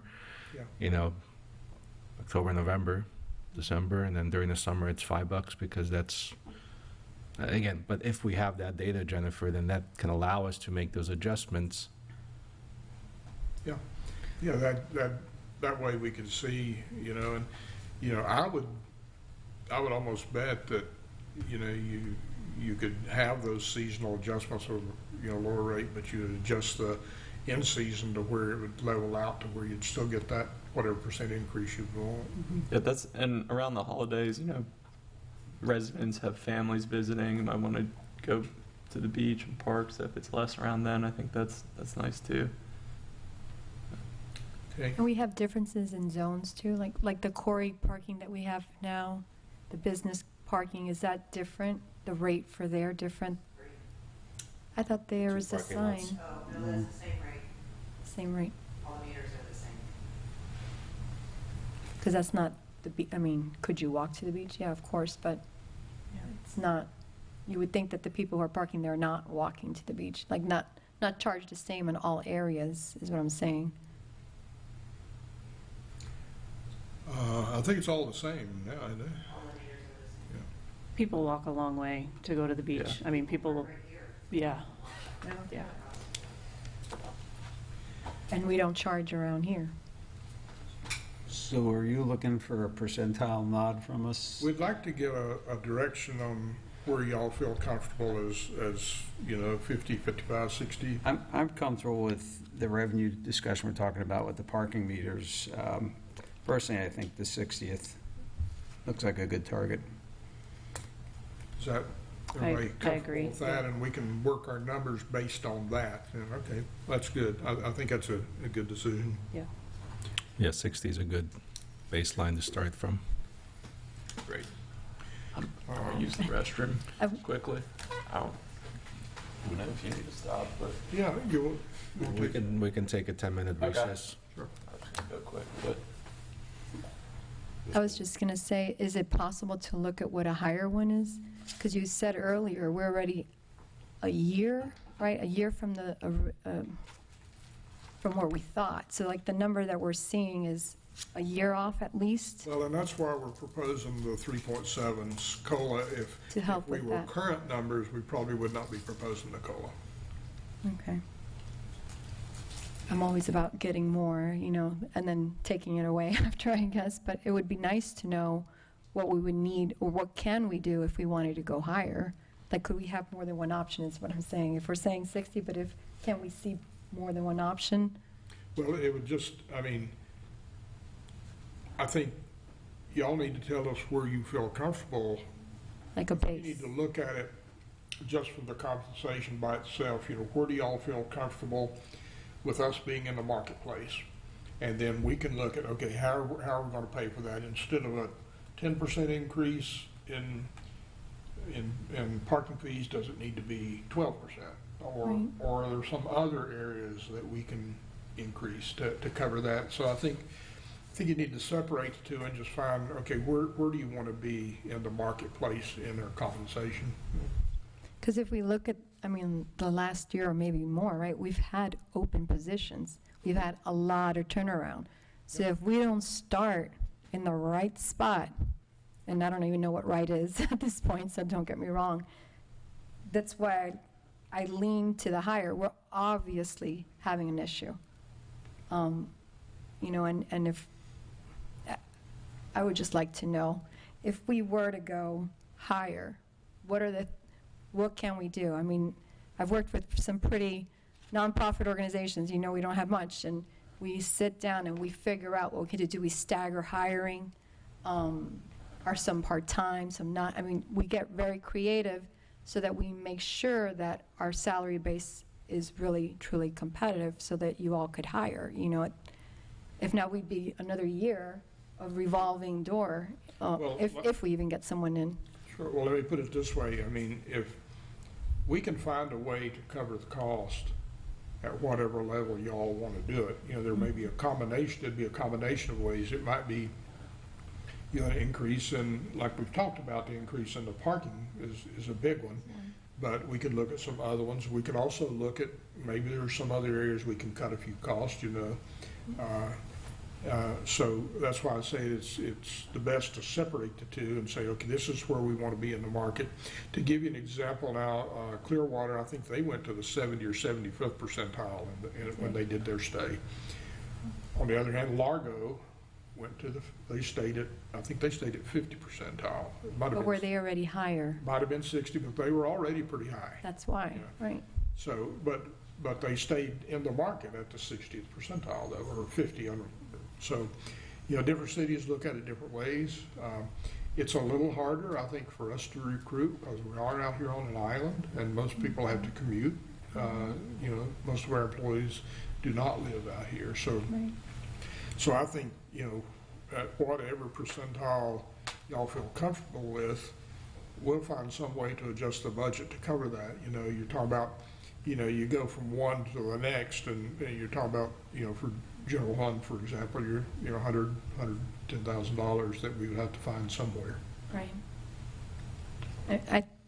I mean, maybe it's me personally, but I think it would be worth looking at it because I see it as an issue. I mean, before even being on this dais, I mean, you hear it going on all the time, and how, I mean, you just mentioned how, you had your own family member not being able to even consider a job.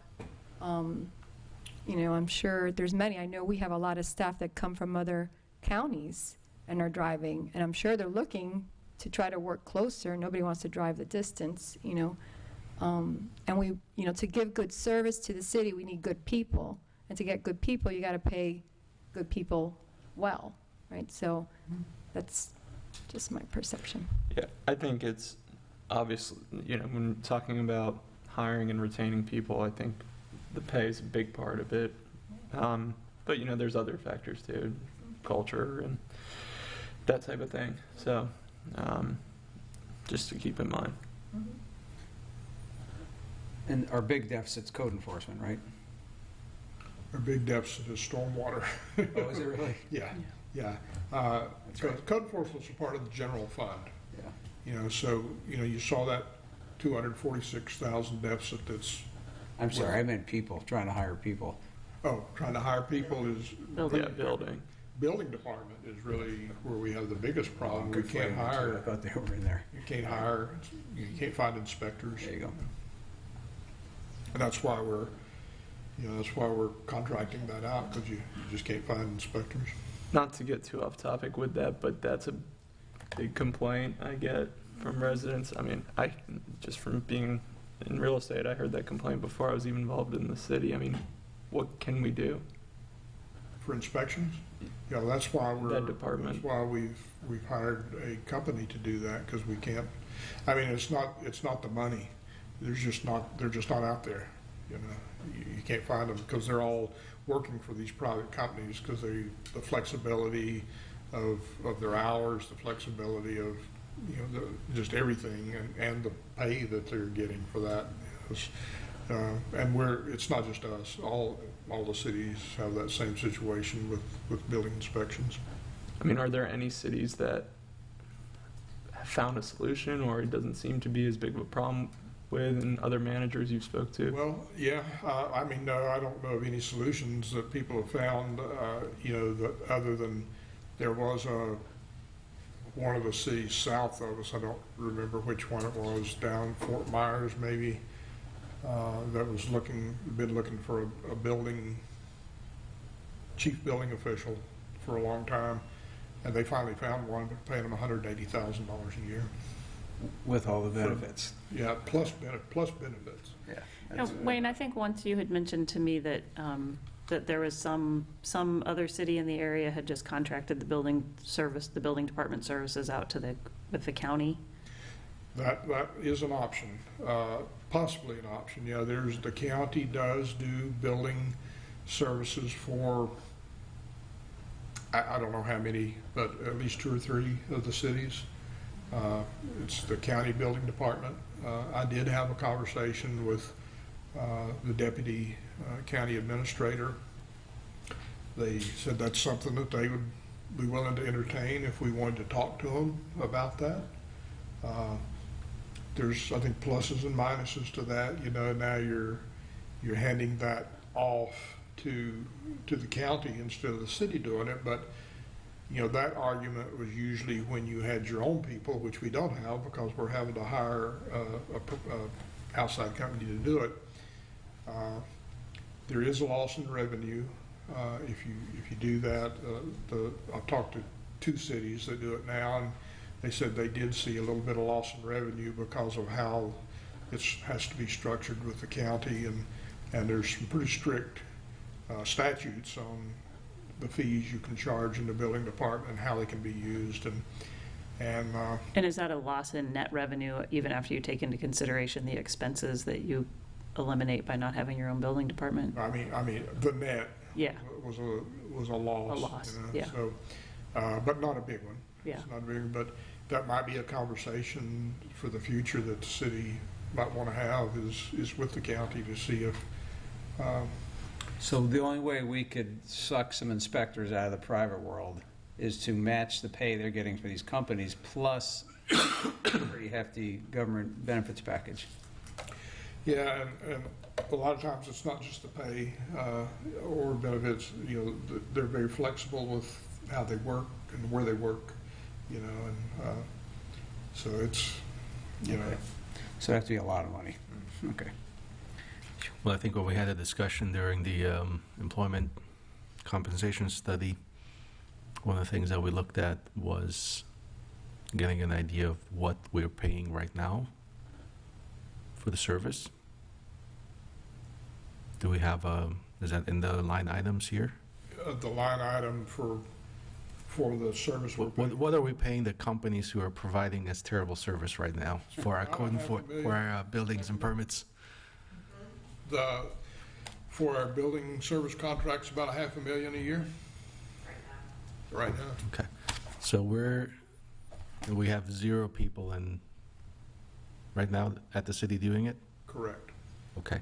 I mean, we still have people doing minor permits and things like that, but as far as our chief building official and the building inspectors are all contracted. And how many individuals would it take to do the job that we're outsourcing right now? Chief building official and probably 3 inspectors, you know, so 4 people total. What is the going rate for a manager level and a regular level? Well, the Again, we're spending $500,000 and we're getting terrible service. And I don't know that If we're we getting terrible service right Well, now. We when you were have getting to wait terrible 90 service days before for we, the it's improved. the building official is the highest paying job, of course, and like I said, our pay study now I think shows that. Give me half a minute. Okay, so a building inspector makes, what does a building inspector make? I can pull that up. And how much are they making when they go Did we private? take the break we talked about? I was going to say, this might be a good time for that break. Do it now. If we want to take that break, I can find that number. Well, listen, we need to take a recess anyway, so let's be back at 6 o'clock with all those answers. Great. No, Thank you.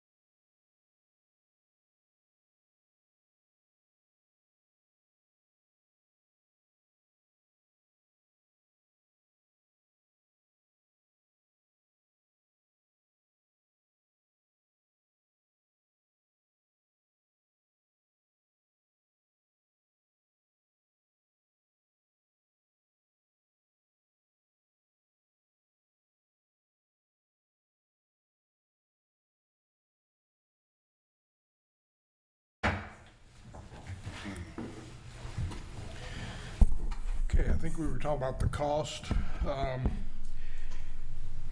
We may be off a few dollars, but what's called a combination inspector is what we'd be looking for, somewhere in the $80,000 range,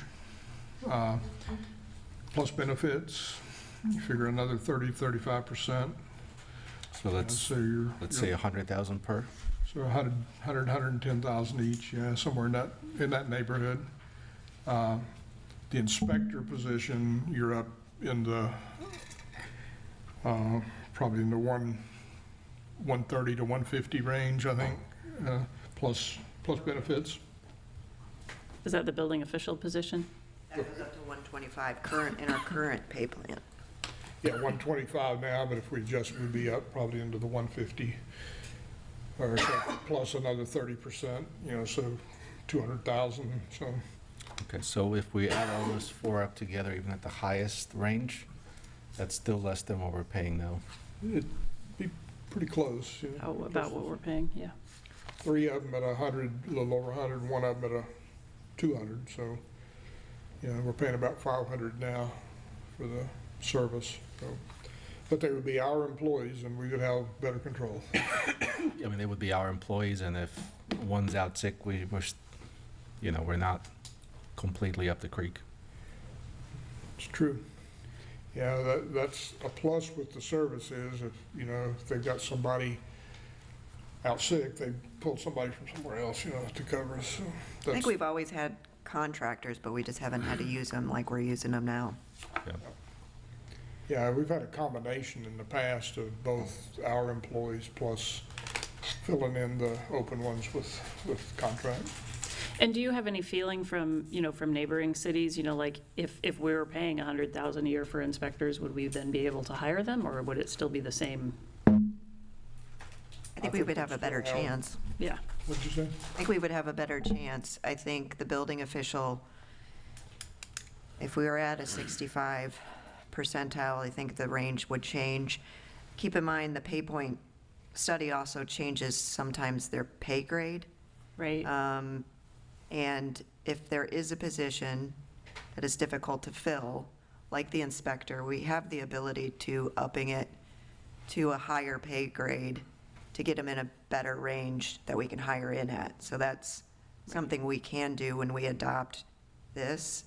And that's one way of doing it, or looking at the percentile and what we increase it by. But to answer your question, the more money would help. Just to what extent that would help in recruiting, it's Can't answer. hard to tell in the market right now. I think probably the more. I just know everybody is having trouble, regardless of what they're paying. Everybody's having trouble finding them. I think probably what would be more important to understand is what the third-party vendors are paying, not necessarily the other cities, because they're clearly hiring and we're not. Yeah. So if we say 80, but a third-party vendor is paying 110 base, doesn't matter if we offer 80 or 90 or 100. I think if we get close with the building official to around the 180, we would be successful. Yeah, I think you're better chance with your officials than you are with your inspectors, just because of the way they work. So, Can we go recruiting out of state? Pardon me? Can we go recruiting out of state? We can recruit. Actually, I talked with Renee Narlock, who's our recruiter, about how she could assist us in recruiting for a couple of these positions that we always have trouble. And she's actually sent me a proposal, to how she could help with not going through the whole process like you do for a city manager, but actually help, getting some applicants in. And I'm saying that half joking because, one, we do have nicer weather than just about anywhere else. But at the same time, we did that statewide with law enforcement, offering $5,000 bonuses, and Sure. the amount of people that we pulled from up north. I think there's an opportunity to look outside of just what's local. If we can offer a good compensation package and some moving assistance, Yeah, I think you, for the future, with the way recruiting is going, I think you have to look at, there's a lot of things you have to look at, the help and move them, housing, remote working, a lot of positions, that's important to people. So it's a very rapidly changing workforce right now as far as what attracts people and what retains them. Thank you. So back to where we were at this point. Are we at the 60? Are we at the 65? Are we at the 220? I mean, I think where we are now is at 60, pending some additional information. Okay, we'll build it at that, and then we can always make another change later. Okay, great. Wastewater, Yeah. 60, we're gonna stay at the 60 now, but we'll have some additional information that might be able to do it later. Our wastewater fund, sewer fund, under the general chart of accounts, they call it wastewater, but a lot of people call it your sewer fund. We had the summary of it back in one of the first slides, but as you can see on this page, we're at about a $588,000 deficit right now, but we do have reserves that we can cover that, but we can also look at an increase in our rates, which is, the city did do a rate adjustment last year. We went from, actually I've got a slide for that here somewhere. Yeah, our current rate is $44.65, and it's based on your water usage. It's $44.65 for the first 3,000, and then there's a $14.73 for each 1,000 gallons beyond that. Last year's rate increase, I think prior to that it was, and I forgot to bring that with me, but I think it was $38 or $39, so it was changed from that number to the 44 this time last year. So that was a 12% increase? Yeah, about. And we're proposing a 3% increase. If we go back one slide, 3% gets us almost there. The budget that we've created right now is no increase, is what you're seeing now, but that was one of the notes that Al made, that we could consider a 3% increase that would give us approximately, $260,000. Just, you can see what that would be. I'm not sure why. I forgot to ask him why he went to the 3%, but you'd pretty much have to double that to cover the entire deficit. But you can see what a 3% would give you an extra $264,000 in your budget. 45.99, 44.65. And if we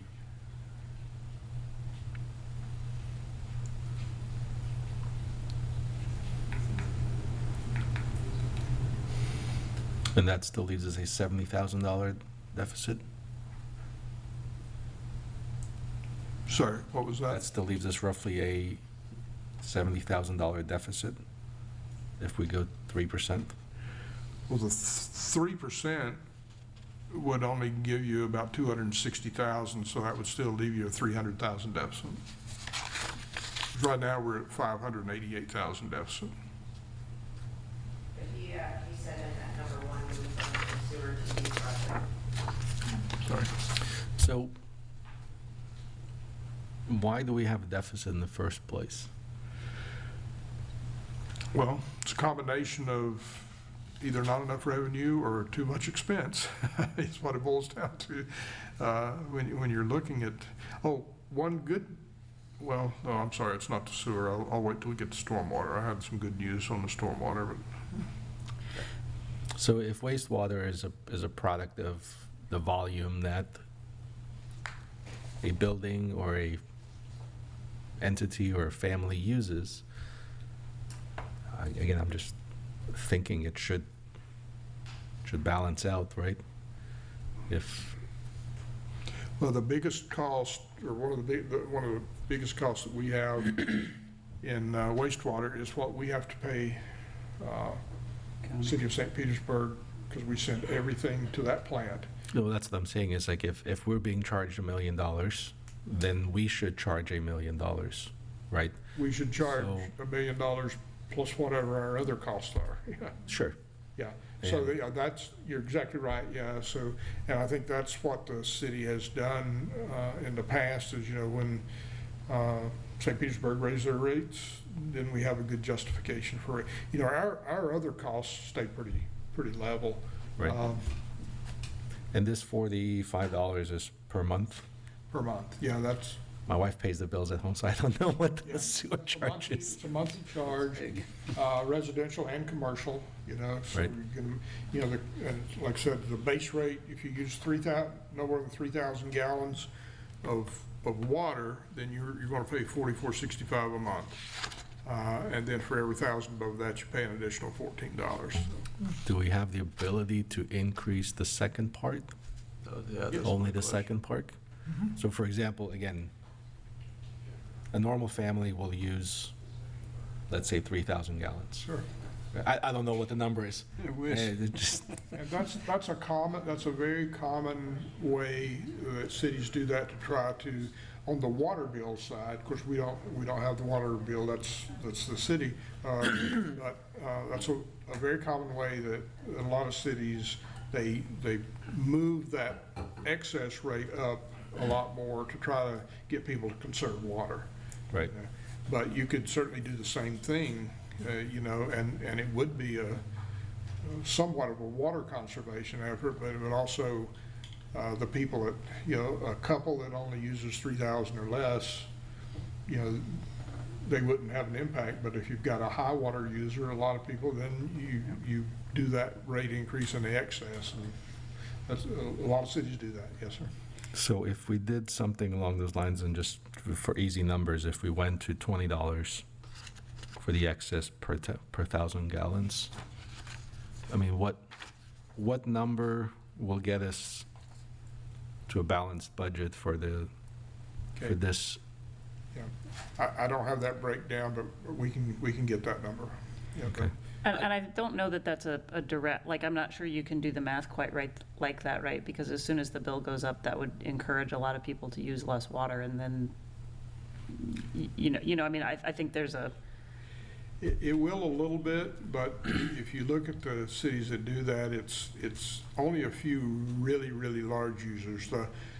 What would hurt, the ones that would hurt the most on that would be your commercial users, because your commercial users are always going to be about, or I shouldn't say, your small businesses are okay, but if you get into your larger commercial users, your resorts, your hotels, your restaurants,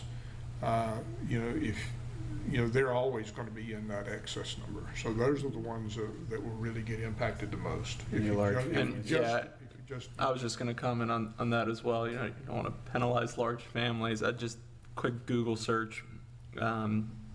One says an average person uses about 3,000 gallons of water monthly, so a family of four would use 12,000 gallons. Another point says average family of four uses between 4,000 and 5,000 gallons of water a month. So I think those are good numbers. I know our use is just, my wife and I, we're always under 3,000, but when our kids were at home, it was 4,000, 5,000, 6,000. Yeah, ours is about between 10,000 and 12,000 gallons, and I'm not sure if that's a month or every, I thought we got a month. I think yours are every two. it's every 2 months. Yeah, it's every 2 months. the bill is every 2 We use about months. 6,000 a month, just for example. Well, you can always move the baseline as well, that was my right? next You question. could say, let's say you move it to 5,000, so you're not necessarily penalizing families, but you will certainly, the heavy users. The city actually did a rate study in sewer. I don't know if it was last year or year before last, but a rate study was done because there's a lot of combinations of how you charge, and doing exactly what you said. If you go from 3,000 to 5,000, it makes a difference. Because now the people that were paying that $14.73 for that extra 2,000 are now not paying anything. You know, so you have to be careful when you change the amount of gallons in your base rate, because that can make a huge difference very quickly. Yeah, no, I understand what you mean. Is there a way to add like a third tier, for example, when you go above 10,000? Oh, yeah, I mean, I've seen rates that have 3 and 4 or 5 tiers, you know. Okay. So the rates that you have on here, Wayne, is for residential units.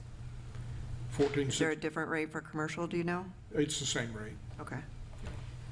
So, for example, we could have our current base rate with a 3 to 5% increase, or no increase on the base rate, have a rate slightly higher, because right now it's about the same, you know, 3,000 gallons at $44 versus 1,000 at almost 15 is the same.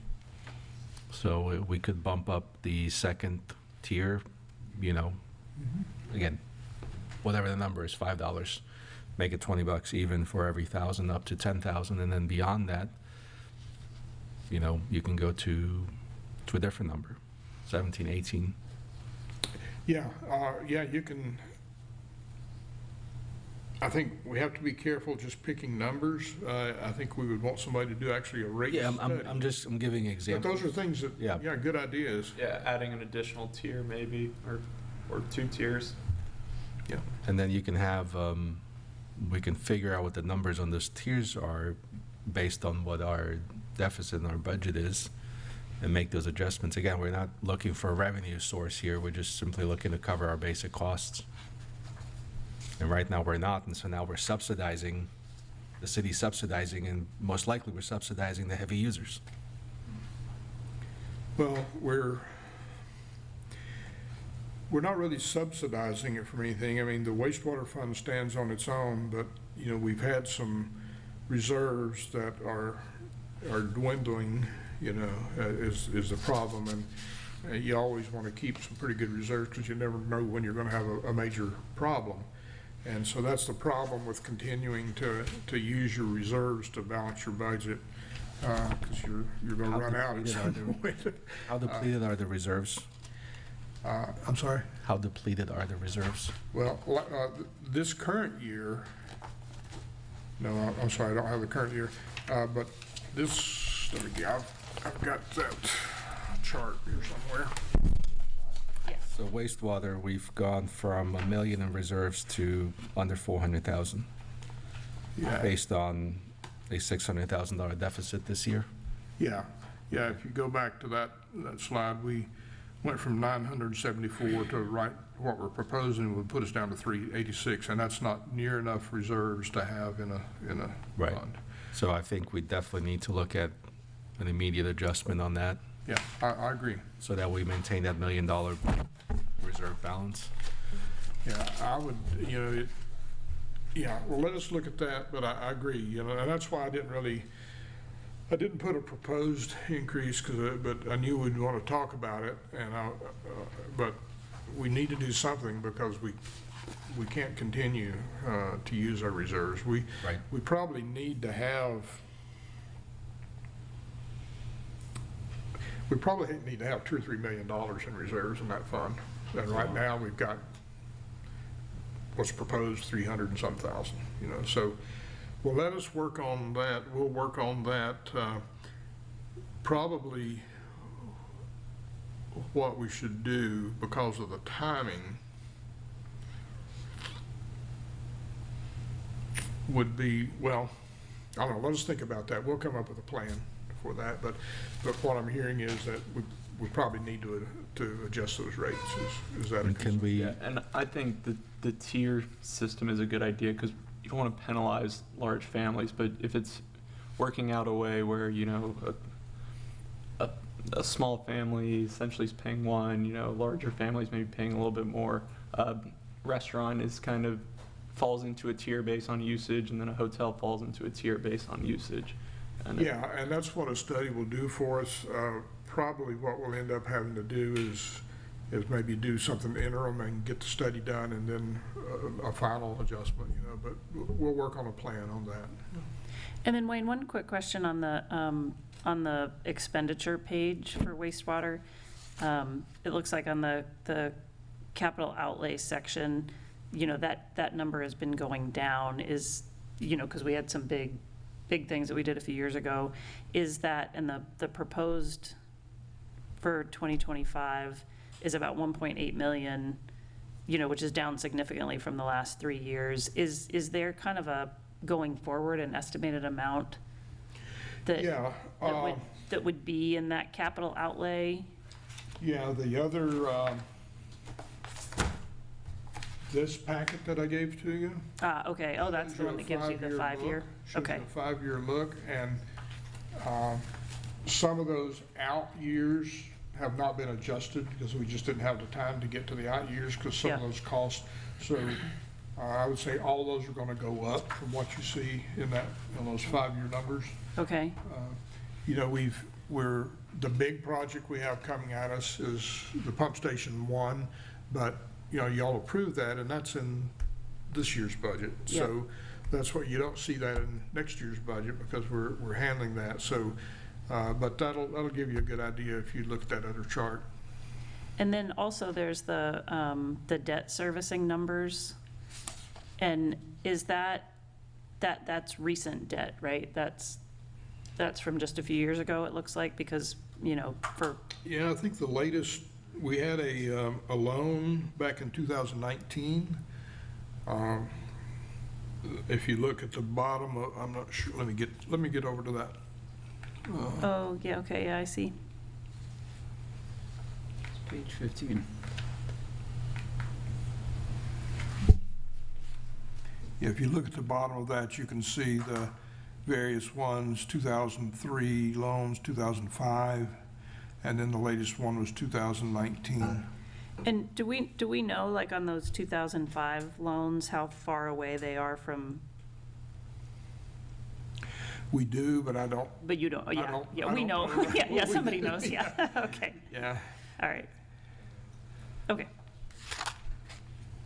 So as we do the rate study, can we, not for the initial increase, but when we do the actual rate study, can we also look at budgeting for maybe getting up to 2 million within 3 years?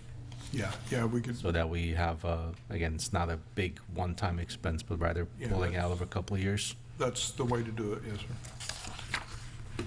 Wayne, you mentioned earlier that the county can change your rate too.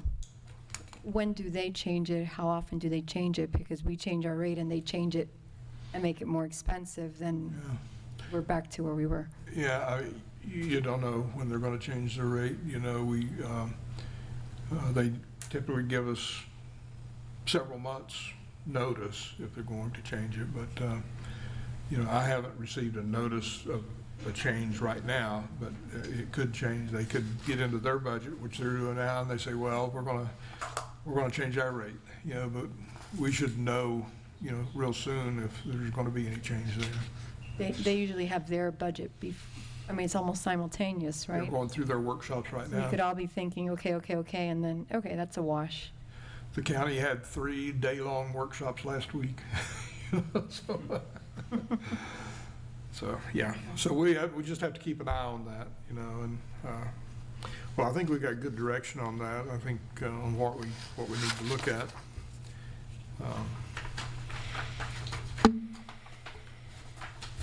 Stormwater, as I said at the very beginning, that's our biggest problem area. We're showing about $1 million deficit right now. If we adopt the budget that's shown for you. Our biggest problem with stormwater is we do have a stormwater assessment.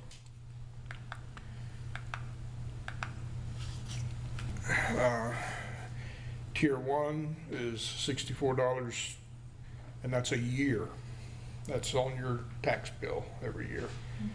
And Tier 2 is, you see that at 119. The difference in those tiers, Tier 1 is if you're in a subdivision or if you have a business that has its own stormwater treatment facility. If you've got a stormwater pond, if you're doing something to, and that's a survey that was done when these were adopted, these assessments were adopted about 8 or 10 years ago.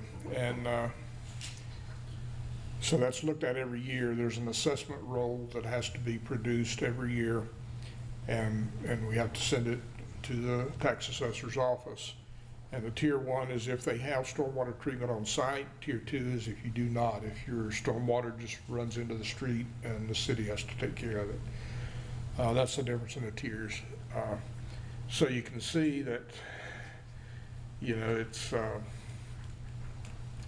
even a 10% increase doesn't create a lot of revenue for us. Let me go back to, there's your stormwater revenue. You know, our annual revenue is 1.3 million. So, you know, you did a 10% increase on those rates, you're only creating 136,000 a year. So where's our deficit coming from? Pardon me? I said, where's our deficit coming from? Well, it's just a matter, you know, our rates are very low, and the projects, it's mainly capital projects. You know, we don't have a lot of operating costs, but it's stormwater projects that we're trying to do. That's creates the deficit.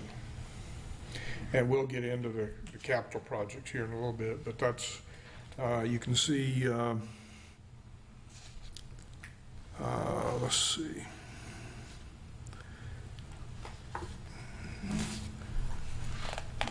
Get to the right slide here. There's your stormwater expenditures. You can see down about 2/3 way down, improvements. Item number 5655, 3.3 million out of a total budget of 4.5. You know, so that's projects. So that's if we want to continue doing major stormwater projects, which I think everybody does, we're going to have to do some type of a long-range funding program. I think we need to do a master, whatever you want to call it, stormwater plan. I think one of our neighbors called it a master watershed management plan, and see what we need to do in the long range to meet those needs. If we just keep doing piecemeal, this is where we are. You know, we've got 3 million that we think we need to do, and we're running out of money. So, you know, the way to address that on something like this is to create that long-range plan for improvements that need to be made. We did that in sewer system a long time ago. Come up with that long-range plan, have a number, what it's going to cost, and then you do a bond issue or some type of a loan. You try to get grants that are available, and come up with a plan of how to pay for that, which is usually through your assessments like this, which obviously need to be changed. And but you know, this is pretty much the last year that we'll be able to pay as we go, because as you can see, if you go back to that first or second slide on what we have in that fund, you know, we're ending up with $400,000 left in that fund if we go forward like this. So if we were hypotheticals, if we were talking about raising seawalls in a neighborhood, is that where this would fall under? Mm-hmm. Any type of stormwater, you know, we have some, and I know Mike can talk more in detail about this if we want to, but, you know, we have some areas that we need to do stormwater pump stations. Flow valves. You know, so there's some big ticket items when you come to storm. You know, the seawalls is just one of them. But then there's, the pump stations, the drainage system, so there's a lot of components that have to be looked at, and they're all expensive. And, after this year, we won't be able to do any major projects, because you can see with only 400,000 left, unless we start transferring more money from the general fund, you could, which is, you hate to do that, because now you're starting to move money where you shouldn't, but cities do that. So that's an option. You can increase your millage rate and increase the transfer over to the stormwater. But this is a long-range problem that we've got to address. Now, we do have, once we get over into capital side, we are showing 200, I think it's 275,000 to start a planning process for this in this current. So part of that $1 million deficit that you're seeing there is 275,000 is to start a plan or do a plan.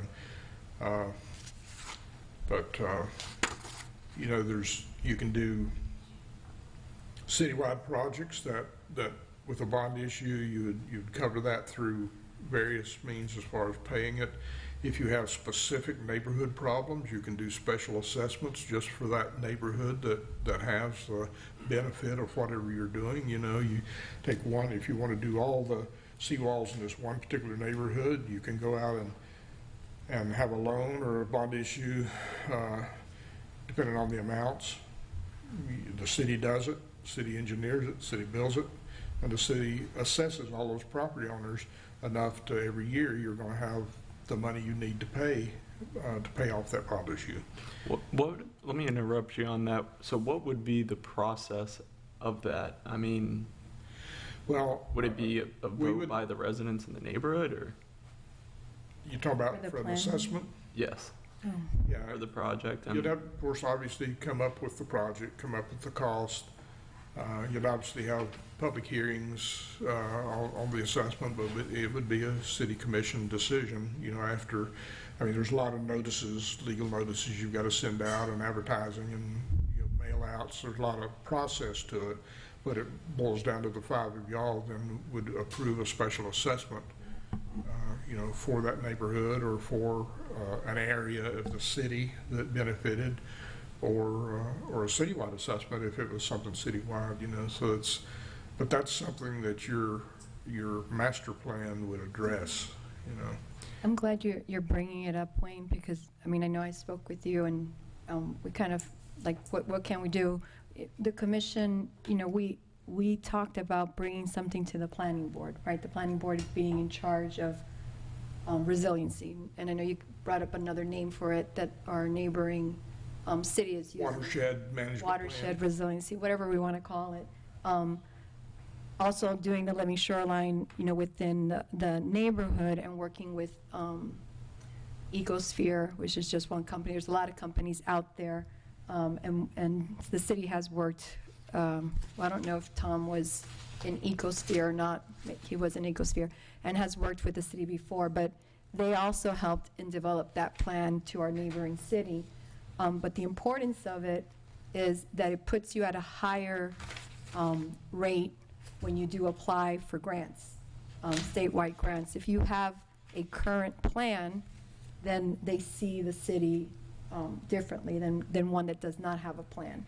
And it's a citywide plan.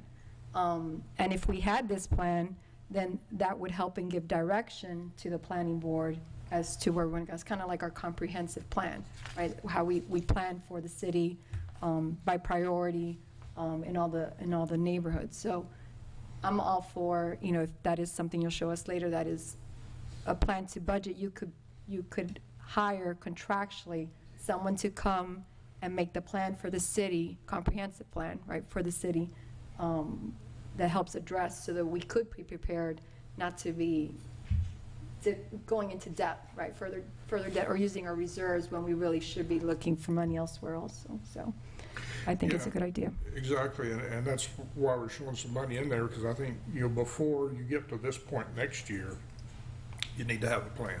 Mm-hmm. And, to be able to move forward. And it's, The good news I was going to give you, I just got notice yesterday, the governor signed the budget, state budget yesterday. We had requested $625,000 for the revised valves, and Mike, help me out with what we call them. Flow valves. The flow valves and the... What you approved yesterday, or Tuesday. Yeah, but anyway, we did get $625,000 appropriation from the legislature to help with basically with the construction of 3 of those, so that was good news. Yeah, it's a 50-50 thing. The grant showed that, I mean, the application showed that we're probably talking about a $1.3 million project, but they did approve giving us $625,000 Specifically for for that project, for 3 projects, 3. 5 sites and the pumps? This was funding for 3 of the sites. 3 new sites? That we've been talking about, yeah. Okay, the 3 that haven't got done yet. So that was good news. So, you know, we can move forward, and once we get over and looking at the capital projects, you know, some of those could be cut back that would reduce that $3 million number that you see there, which is the majority of the budget. So, you know, you can make that decision on not to do some of those if you don't want to, or, you know, we can move forward and use the reserves we have now, but we definitely need to do something before this time next year. And if we look at some kind of rate I mean, I don't think $1.1 million, or is it $1.25 million that's not a reasonable amount to be behind.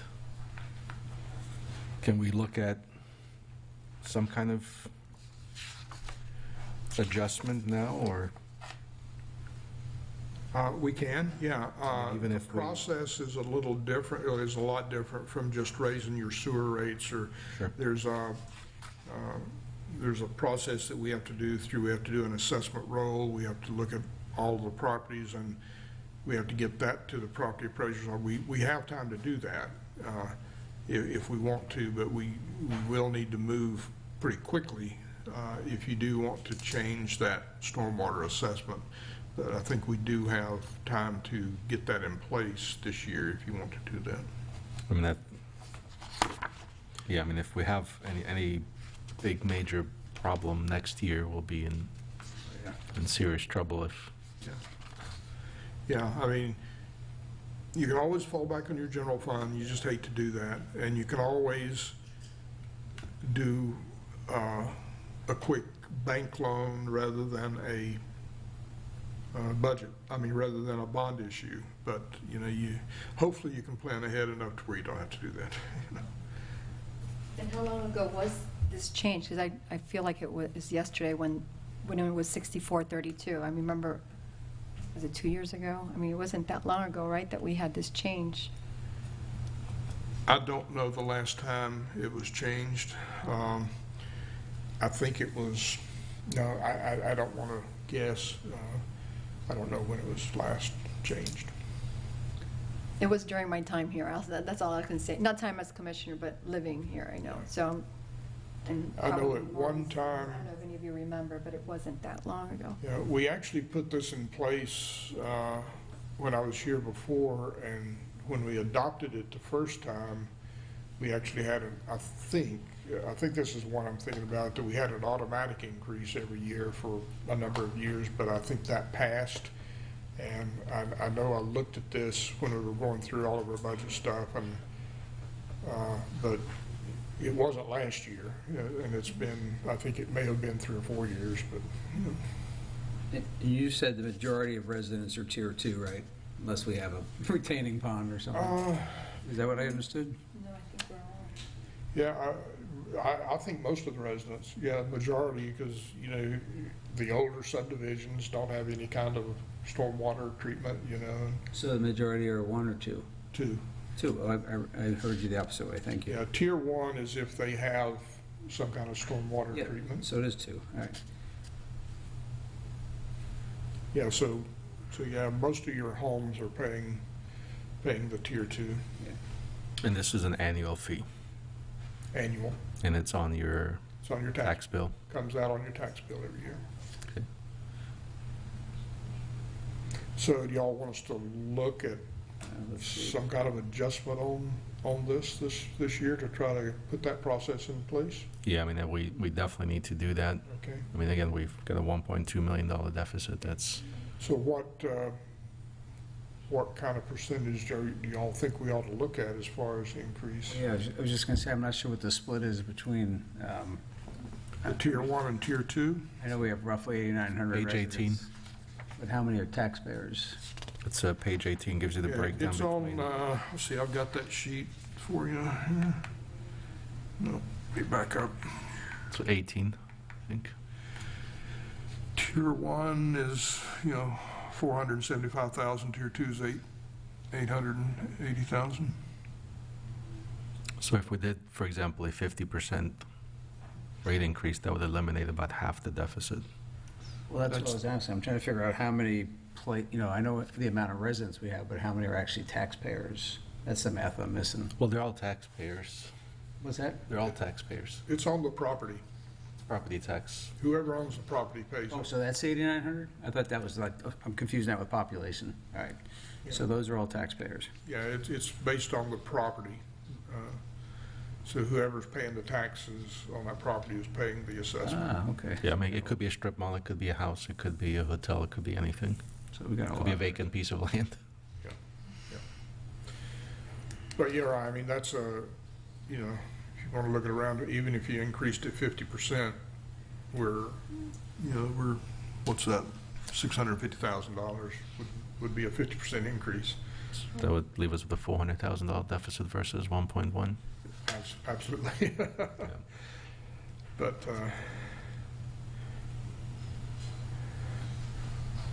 Now, there's other places we can look for additional revenue, right? Is this- additional, Like, this wouldn't be the only place, is there anywhere else we can look for? Or this is it? revenues, that's it. I mean, outside of, grants and, Yeah, I mean, outside of grants and legislative appropriations, and how about the impact fees? that can't go to this. No? No.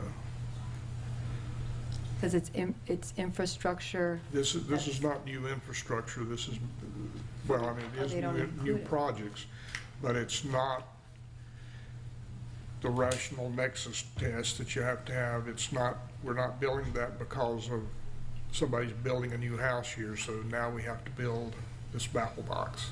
That's, most of the stuff we're doing is corrective or improvement, and not because you have like in sewer, you build a new subdivision, now you gotta build a new treatment plant. But, when you're just doing retrofit or something like that, that doesn't qualify for your impact fees. Mayor, I was crunching numbers when you threw out a number earlier. Were you saying, what were you thinking about, $50? I'm saying if we did a 50%, 50%. roughly, or 50% on 1.35 million is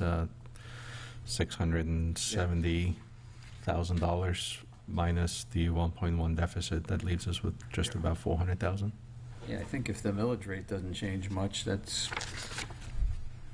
Yeah, that would get us down to, instead of $1 million, like you said, Mayor, get us down to a 400 deficit instead of $1 million. Well, it's still a deficit, but then at least we're leaving something, Correct. otherwise we go from 1.5 million to $400,000 in reserves, and this way we'll still be close to $1 million in reserves. Actually, we would be at 1.1 million in reserves. I'm trying to understand this a little bit better. So this is per property essentially? Per parcel. That's what they call an ERU. So one condo, Equivalent residential unit. So one condo, one house would pay, tier 2, you'd pay $119 a year. so if I want to know how many properties for each tier, I would just divide this number by what the assessment value is. Yeah, you could go back to the revenue and Right. you could come up with a pretty close number. Got it. Okay.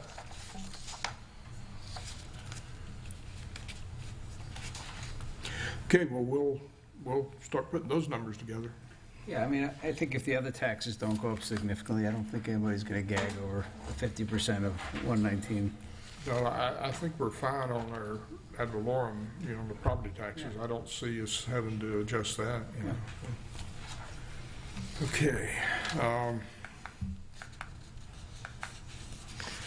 Reclaim water.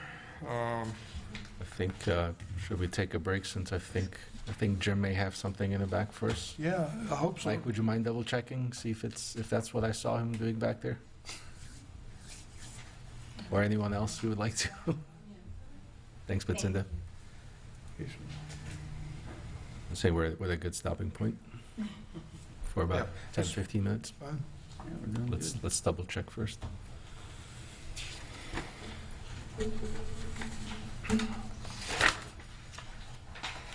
Yeah, that's interesting.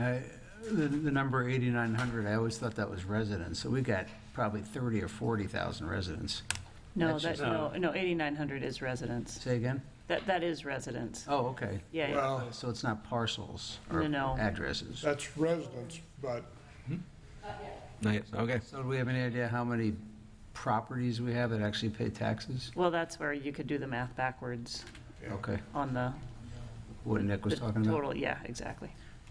I'll get the my 8,900 are the people that call this their Yeah. full-time home. And how do we know that anyway, just out of curiosity? Yeah, in the wintertime, we're Oh, just off 2 or tax. 3 times that probably. Okay.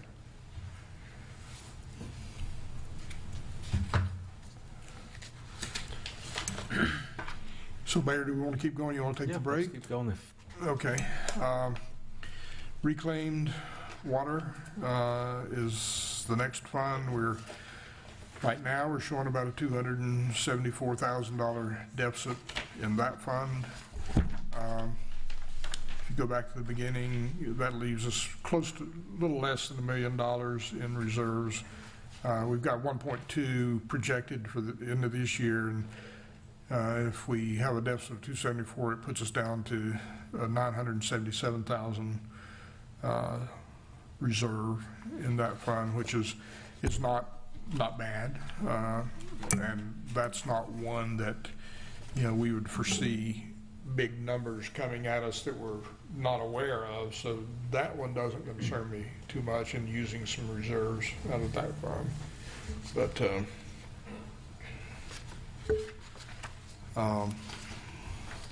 this there's the fees now. It's a monthly fee.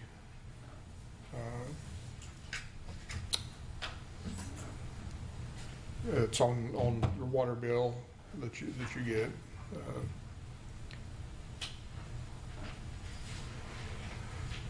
would you mind elaborating on the multifamily, commercial, and public use properties?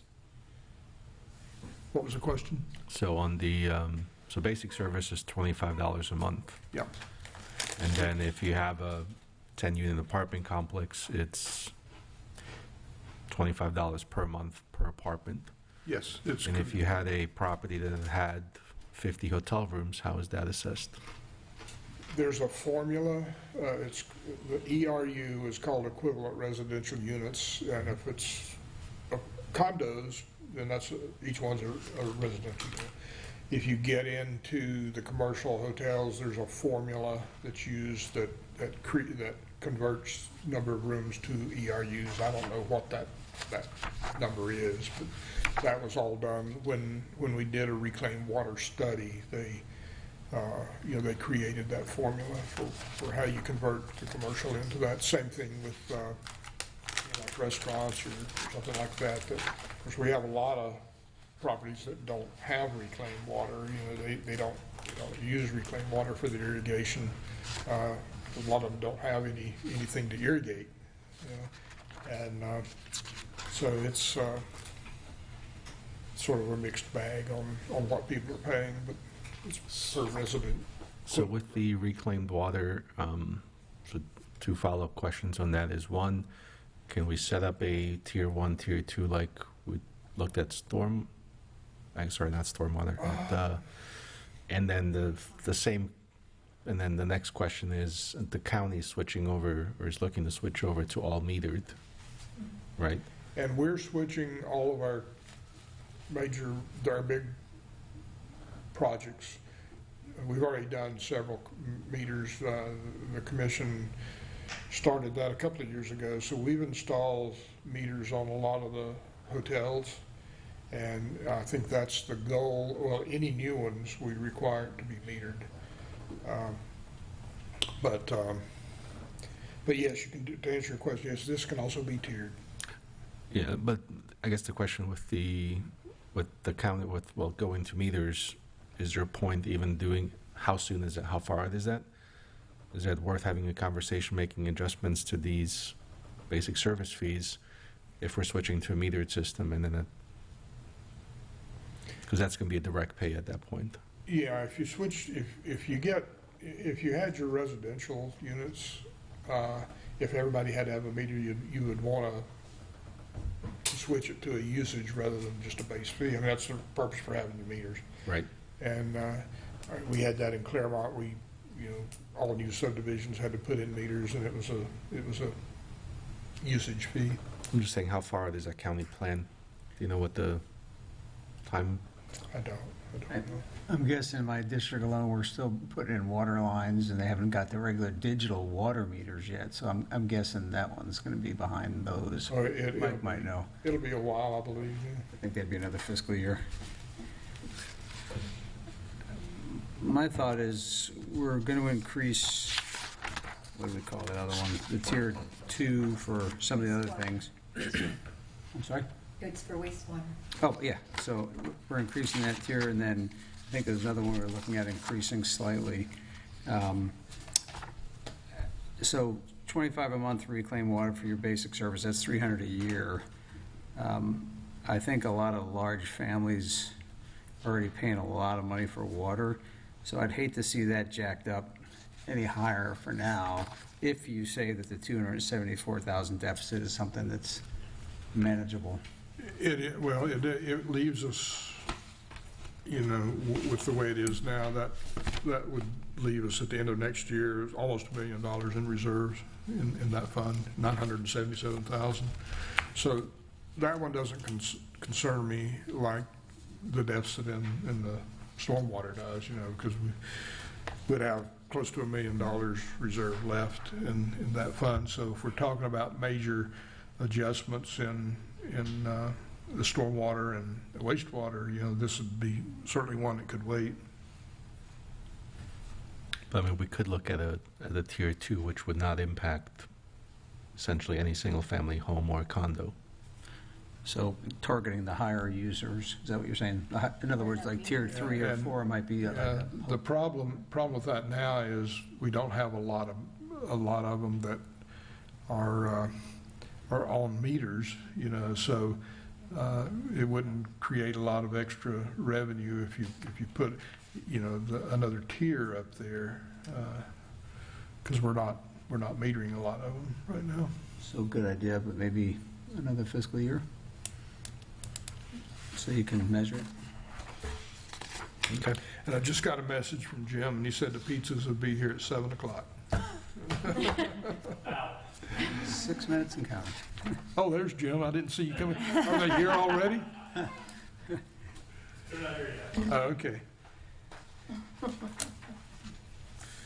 All right. All right. Let's go to the small dollar amounts here. I'm sorry. Let's go on to the small dollar amounts here, nothing under $1 million. Yeah, the minor stuff. If y'all just want to skip the capital improvement section,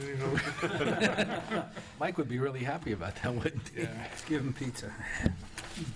Mike, we'll pay you in pizza instead.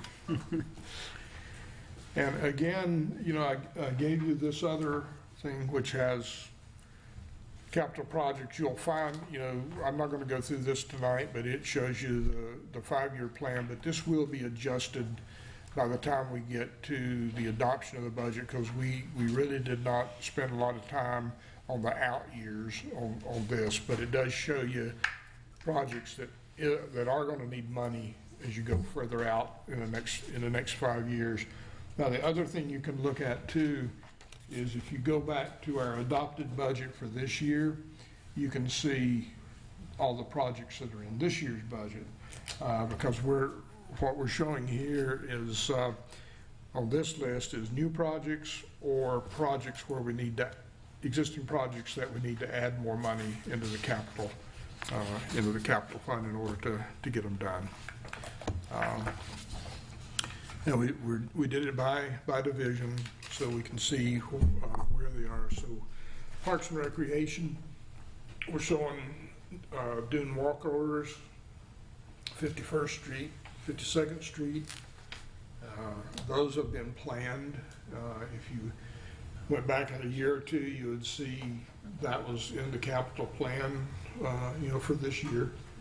And that's why you're seeing it show up now, because when that 5-year plan was produced, those were placed in there, and now they're showing up that this is the year that they were originally planned to be built. So, Mike, I don't know if you've any specific questions on that. I think Mike can address that for you if you've got any specific questions on that one. So these are replacement, right, for what's currently there, or they're... That's right, isn't it, Mike? Right. It's like the wear and tear replace, and whether there's any grants. I don't know if there's grants available or if it was attempted with DEP or whoever, maybe. They're replacements. One is a vehicle transportation access point, and the other one's pedestrian. They are at 100% design. They are currently permitted, ready for construction. However, we're up against the turtle season, so we're going to have to wait until October to go ahead and bid those out for construction. And the money for the Passive Grow ones is still in the holding tank for when the beach renourishment's done, right? The ones that were already approved. Yes, we have the design firm on deck. We're waiting to see what the final Corps of Engineers dune profile is so that we can design it up and over top of that profile. We have to have a 3-foot separation between the top of the sand and the bottom of the dune walkover by environmental standards. It allows the critters to move back and forth and the sand to saltate and the vegetation to grow and all that kind of stuff.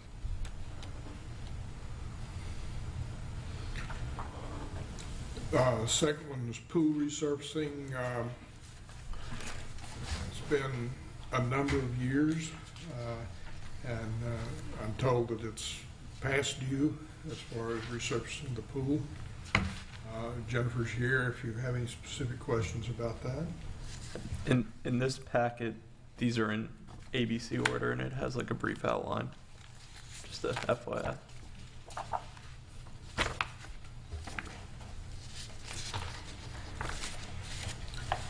And the last one on there is playground equipment replacement. And again, these are things that, like I said, have been talked about or been in the capital plan for a while, but it's a shade structure for that playground, which is, I guess there's been a lot of discussion about that in the past and the need for that. It's a lot of use. So any question on those at this point? All right, shall we, I'm sorry. good time to stop? 15-minute recess? Great. Is that good enough? Yep. Sure. Let's be back at 7:15. We are in recess.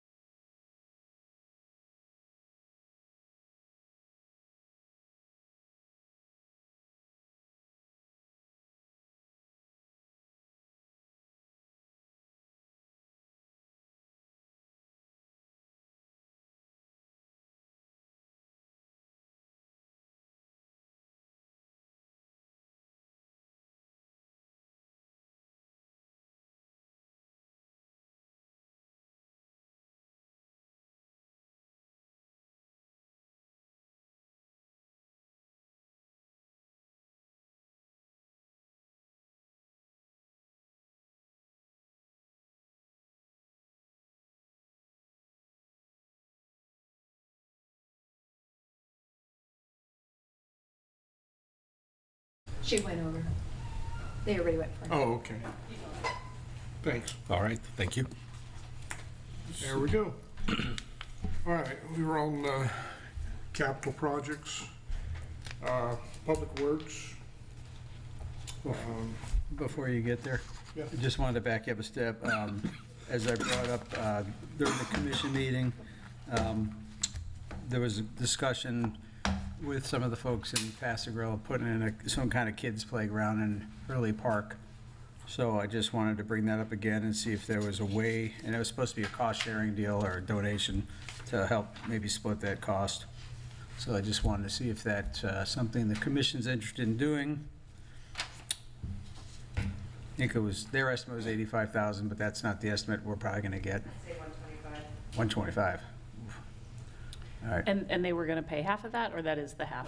They were willing to donate a check for half originally when it was 85,000. Okay. They then kind of negotiated a bit. Well, maybe it's 60-40.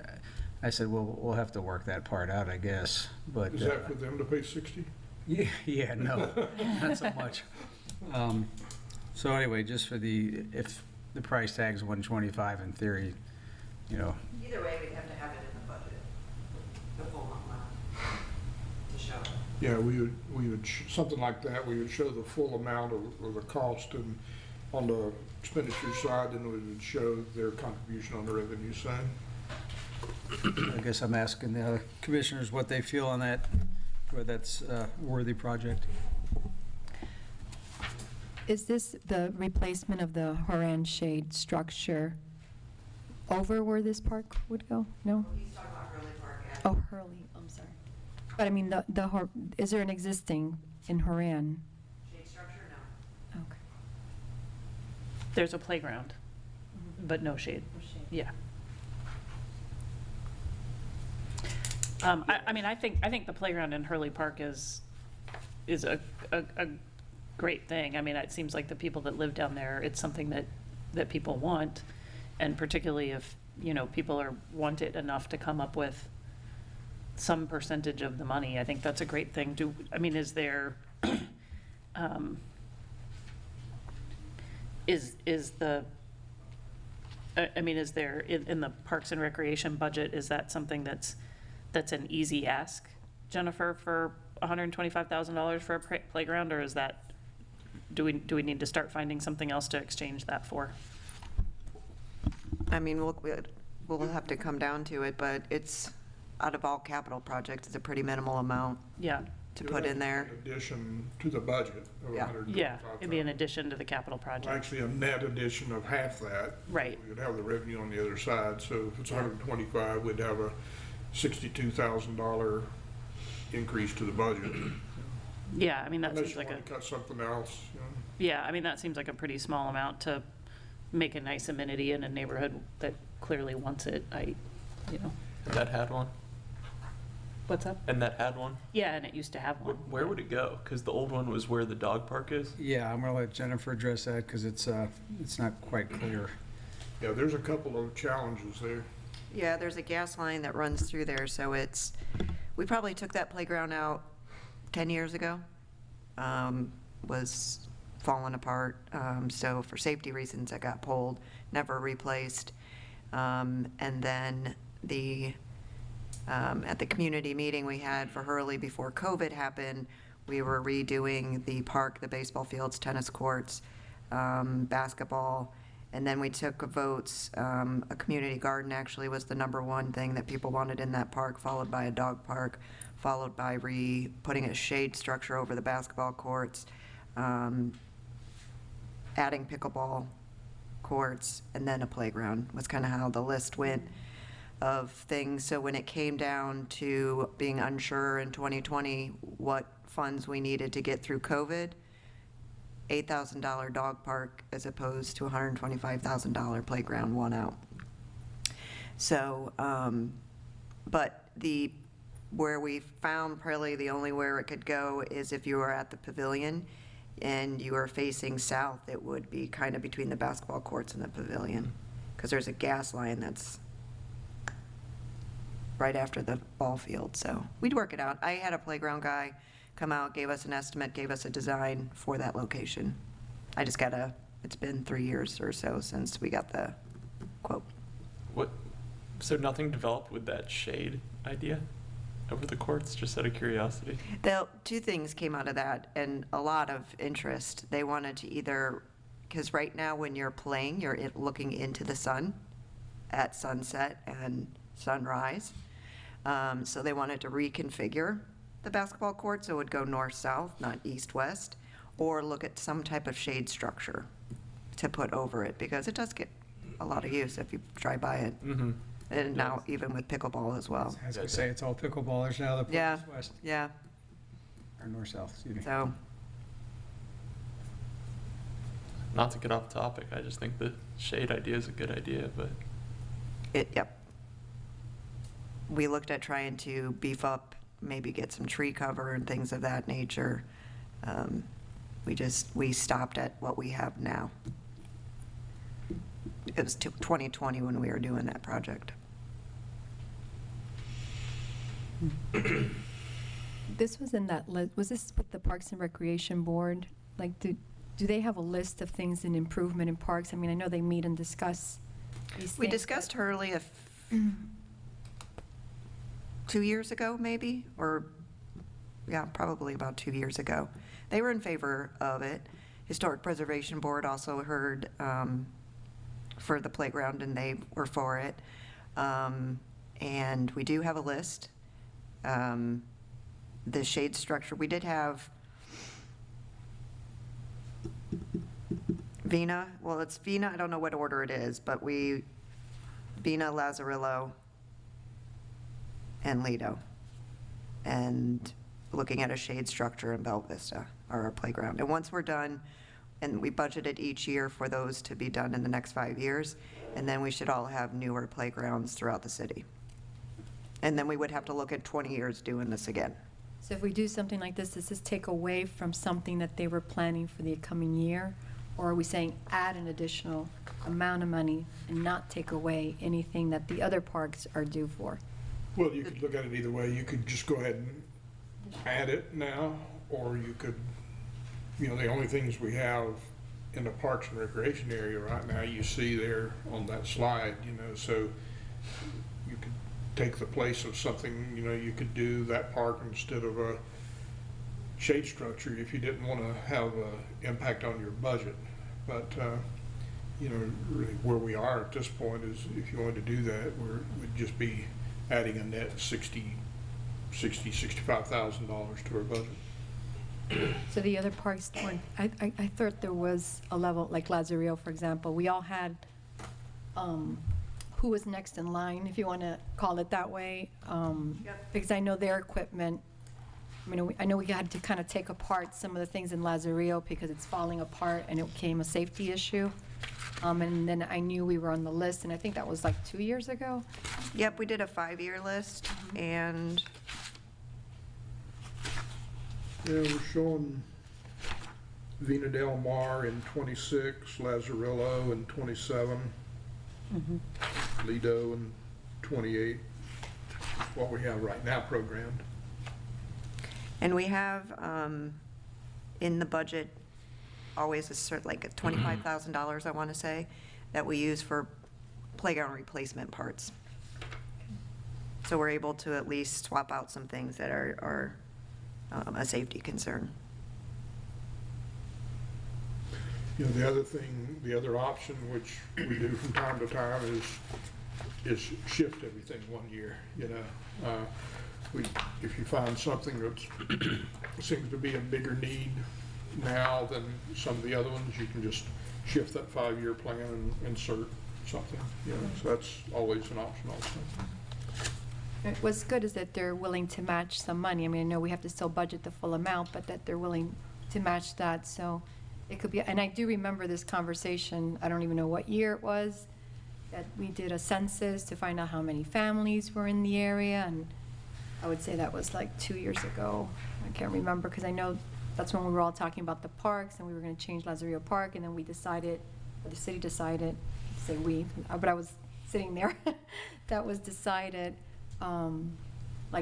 by step, like who was next in line and prioritize all the... We used a couple things to determine that, and yeah, the Parks and Rec Board did this, but we had that Placer AI software, so we were also able to determine how many people use the playground in each park.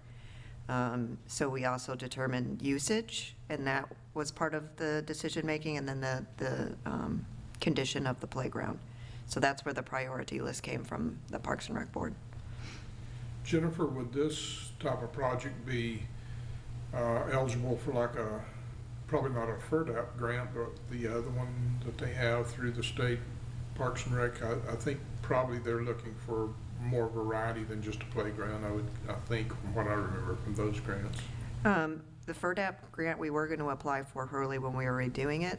The problem is we don't have a deed for the park, and they wouldn't accept our grant application.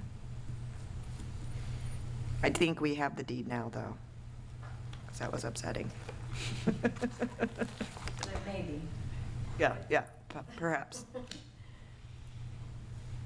So it seems like the consensus is we add it. Okay. Okay. I think we have many other things to look at. Some of them are with more zeros. Yeah. Okay.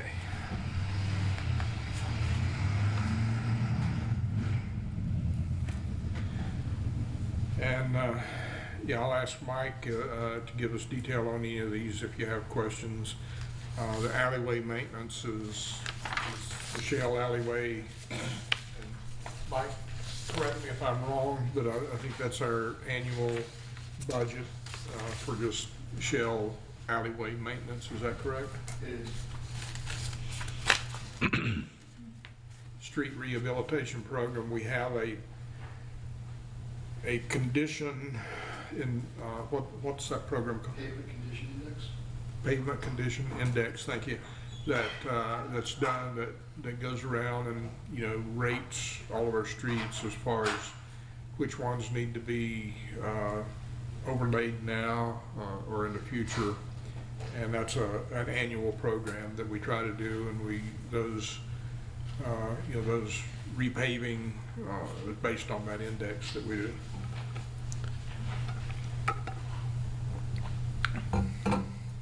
Public Works roof, y'all, well, I know 4 of you weren't here last year, but that was something that started last year, I think. Is that right? You know, that's just part of the project.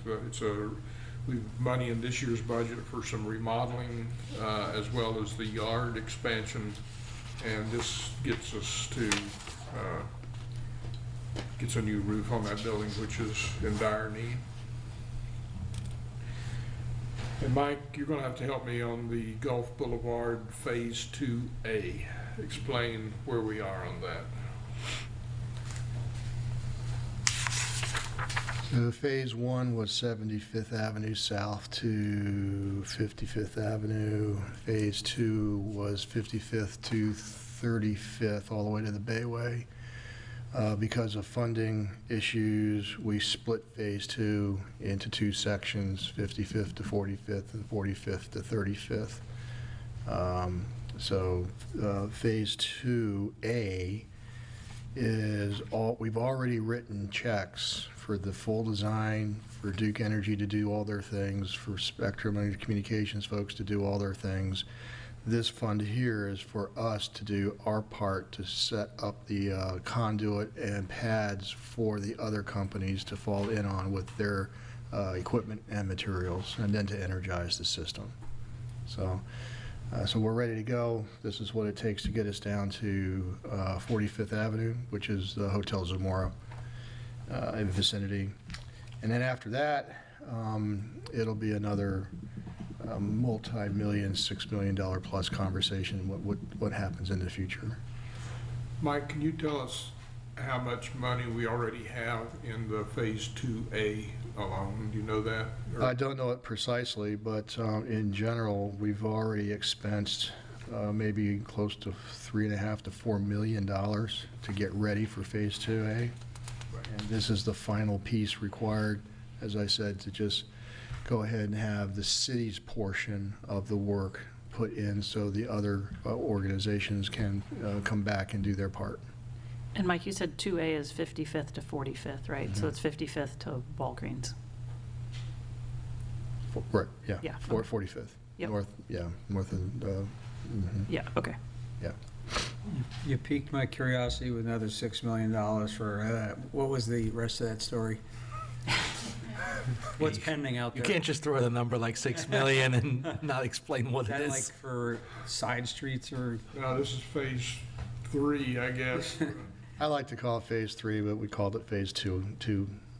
2B, or not to be? It's all still Gulf Boulevard, It's what, I'm sorry? still on Gulf Boulevard. Oh, really? Yeah, it just finishes from 45th down to the Bayway, to Don Cesar. Okay. You really want the rest of the story, Mayor? I mean, I'm just curious if we're gonna be spending, 10% of our budget on something. I kind of want to know what it is. Well, what, So are you saying it's 6 more million just to go from 45th to the Bayway? if I recall general numbers correctly, it's about that, yes. And so that's why it's not programmed at this point. We really haven't had that conversation about where that kind of money is going to come from for that particular, finish it off. Everything up till now has been the Penny for Pinellas Fund. Quite a number of years ago, the county carved out $35 million, divided it up amongst all of the beach communities, depending on your frontage of Gulf Boulevard. Everybody got their share of money. Our pocket of money was about $12.5 million, I believe. Wow. We commissioned CPWG to do a design build project, and we piggybacked off of a successful Reddington Shores project. They were doing the exact same thing just to the north of us. We wanted to take ownership over more of the construction in accordance with Florida statute. We are allowed to do that. Duke Energy did not want us to do that because of a variety of reasons, and so we fought back and forth, tooth and tail, for a couple of years. We, in my opinion, did not fight hard enough. The new city manager came on board, promptly decided that it was not really a legal design-build contract, even though it was being used by other cities. Took the project management away from me, hired another firm, and promptly added about $10 million to the project. All that did not come out during the investigation or subsequent issues. The consultant was terminated. A number of payments were not accounted for properly. The commission never saw those. The cost escalated because the city manager decided that he was a better negotiator than I was, and now we're sitting here with 2/3 of a project that was fully funded and doable from the beginning. It's a very sad tale, but that's pretty much the bottom line. It was an incredible amount of mismanagement in the last couple of years by the previous city Going manager. back to what Mike said a minute ago, the penny for Pinellas is how we got this project started. Yeah. I think it is a big number if we want to move forward with the final piece of it down to the Bayway. So I think we should take an opportunity to go back and see if we can get more money out of the penny for Pinellas, along with some of the other jurisdictions. I think that might be. So the work that's been done so far that we've paid for was paid for by the Penny for Pinellas funds? Yes, everything that we have expensed has been Yes. penny for Pinellas, Yeah. both the 3 and the 4 allocations, I believe. Yeah. And, this, like Mike said a minute ago, we've already, put a lot of money into getting this Phase 2A completed. It's just, now it's time to try to finish it, so you'd hate to throw all that, probably $3 million Easily. that's been put into this phase. Yeah, so as you leave, or if you have a chance to drive south off of Gulf Boulevard from 75th down to 65th, if you take notice, you'll see that there are no wires left in the sky. There are duplicate street light poles, but that's just because we haven't stripped them out yet and re-energized them. But that is in progress right now, and at some point in the not-too-distant future, those old concrete poles will come out, and then we'll be left with the new street lights, the new photometrics, the wildlife amber corridor requirements are in place, And so you can imagine as you continue to drive south and then you get back into the wire entanglement in the sky, that's what this $800,000 is going to eliminate. And it's an incredible, beautiful shift to our city as you make that transition. Is there any more pennies from Pinellas, or is that we can't get any more money from Penny from I Pinellas? think the city manager alluded to the idea that perhaps we could open up that conversation with the county, given that we have had significant cost escalation through COVID and all those other things that have taken place. So And I think there's probably some other funding sources that we could look at to help with the next phase. Is that the tourist development dollars that you're on?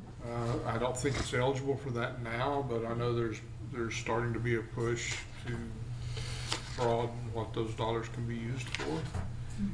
So I think, before we go into that next phase, which will be several million, I think we need to investigate a lot of other funding sources.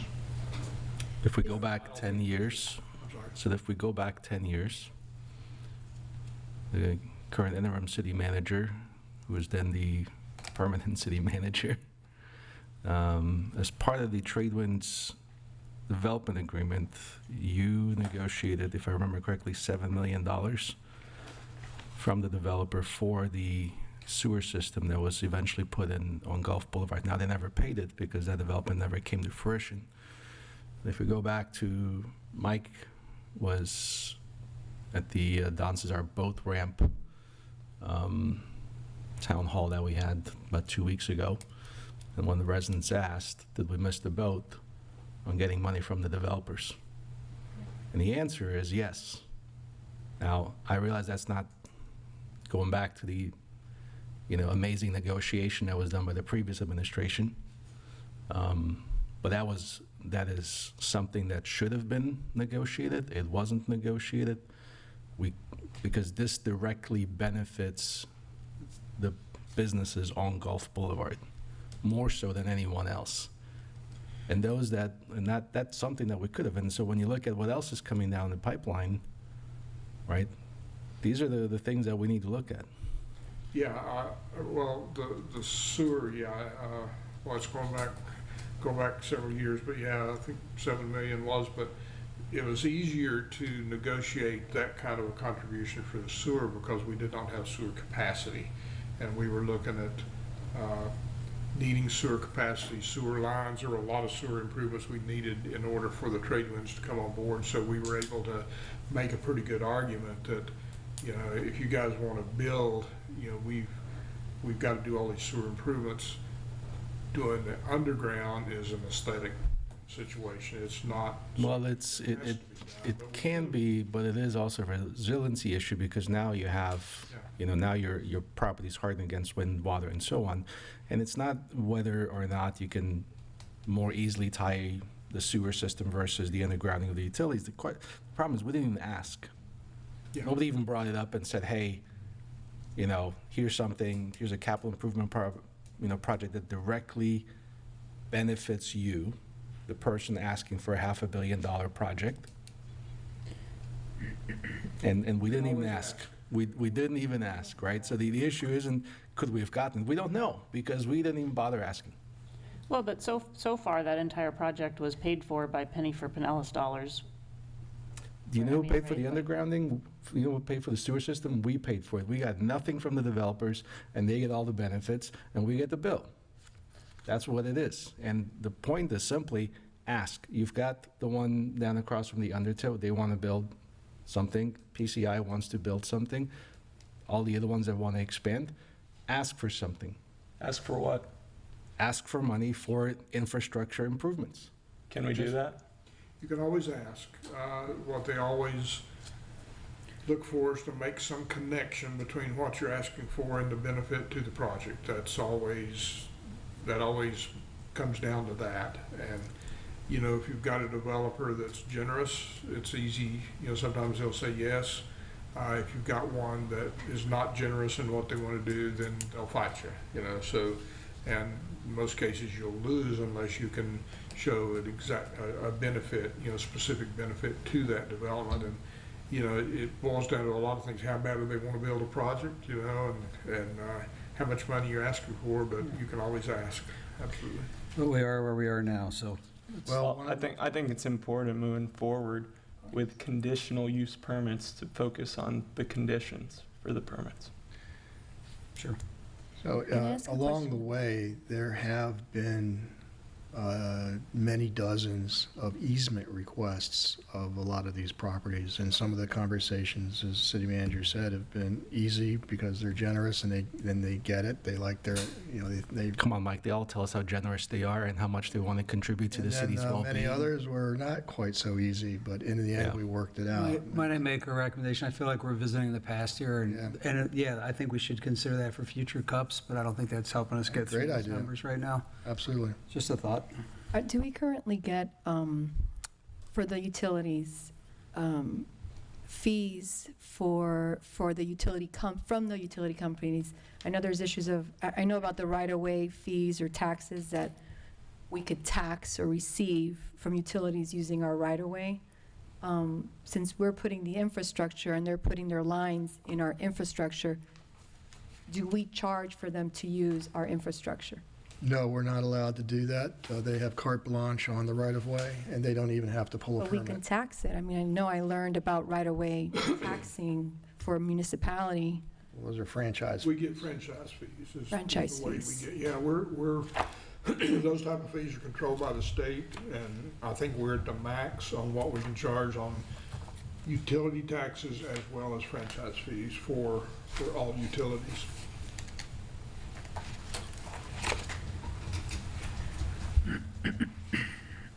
Well, with this investment, the beauty of Gulf Boulevard will be well improved. And you can see how that's going to look visibly now as you drive through the first phase, so. So Mike, what are the 150,000 for public works building improvements? It has long been my goal to provide our blue-collar workforce with better working conditions, and so this basically translates into a restroom, locker facility, changing area, air-conditioned space for the team. There's nothing worse than coming off of your shift and you're filthy, dirty, full of sanitary sewage, wastewater, or whatever, and you got to get in your car and go home, and then you got to wash your own stuff and And everything. they don't have such a facility. We have nothing. Everybody uses the administrative facilities upstairs. Just let me back up one time there, Commissioner Rosnicki. The electric alone, the franchise fee that we get from electric is 1.3 million a year from the electric.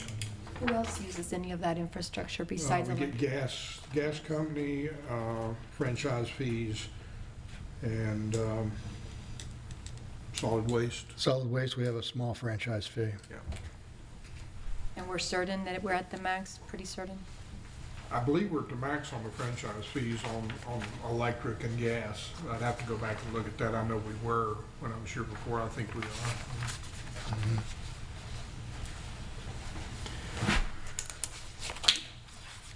The I&I program, that's an annual program. Infiltration and inflow, that's just finding finding problems in our system. But that's an annual amount that we've been budgeting for a while. And in a way, you can think of the I&I program as an investment to reduce our having to pay for treatment of water that shouldn't be in the pipes. So every time we tighten up a pipe and that infiltration inundation does not go in there, it doesn't have to be treated, we're not charged for that. So, and we have seen graphically over the last 8 years, a downward trend in the amount of water that we have treated because our I&I program has been so aggressive. Yeah, I think when we started this, it was about 8 years ago, 8 or 9 years ago when we started this, we had as much as, I think it seems like we reduced our flow by 15 or 18%, something like that. Was that sound right? That's in the ballpark, yes. It's pretty significant. We took a little bit of a hiccup over the last year, but it has proven to be effective. Is that, per year, is that handled geographically, or just where the area of greatest need is, or what, kind of what level are we out to working on at this point? So every 5 to 7 years, you want to televise and clean your entire system. You can do it piecemeal, or you can do it all at once. And when you televise that system, the television software is able to give you a readout of the problems inside the pipe, and then it'll give you a picture. So if the pipe is separated, or if it's cracked, or it's collapsed, or whatever, it'll tell you how many feet distance from the manhole that particular issue is, and then you can prioritize those deficits. And so we tend to go after point repairs, which are crushed pipes and things that are actually have collapsed first. And then we'll go after separations of more than 2 inches. And then we'll go after just minor cracks and root intrusion as a third priority. And so that's spread out between neighborhoods and Gulf Boulevard? It's the entire conveyance system. Yep, okay. And we're coming up on making a request next year for the next round. We haven't done that in about 7 years now. Just as an anecdotal, before you all were elected to your positions, we did clean the main line in Gulf Boulevard. And I think at the time I said we pulled out in excess of 30 tons of sludge and material. And so it accumulates. We have to keep after it, due diligence. We can't sit in our laurels and just think that we did it once and we're good to go. We have to keep after this. Moving on. Force Main 1 is the subaqueous pipe that leaves the pump station 1 at 87th Avenue, goes underneath the waterway and comes up on the neighborhood on the other side. And we're running 4,000, 5,000 gallons per minute, 8 million plus gallons per day through one pipe. And that pipe is getting into its age bracket where you don't want to depend on it beyond its useful life, which is going to, about 6 years from now or 8 years from now. We don't want to be using that as our primary pipe anymore. And so the challenge to design and place a replacement pipe are ginormous. We have to coordinate with all of the adjacent cities and towns. We have to coordinate with the receiving treatment plant. We have all the permitting agencies you can possibly imagine involved in this. And there is going to be no easy decision that I'm going to be bringing to you at some point in time as to where the footprint of this new pipe will be. And it will not be cheap. We're going to be north of $10 million.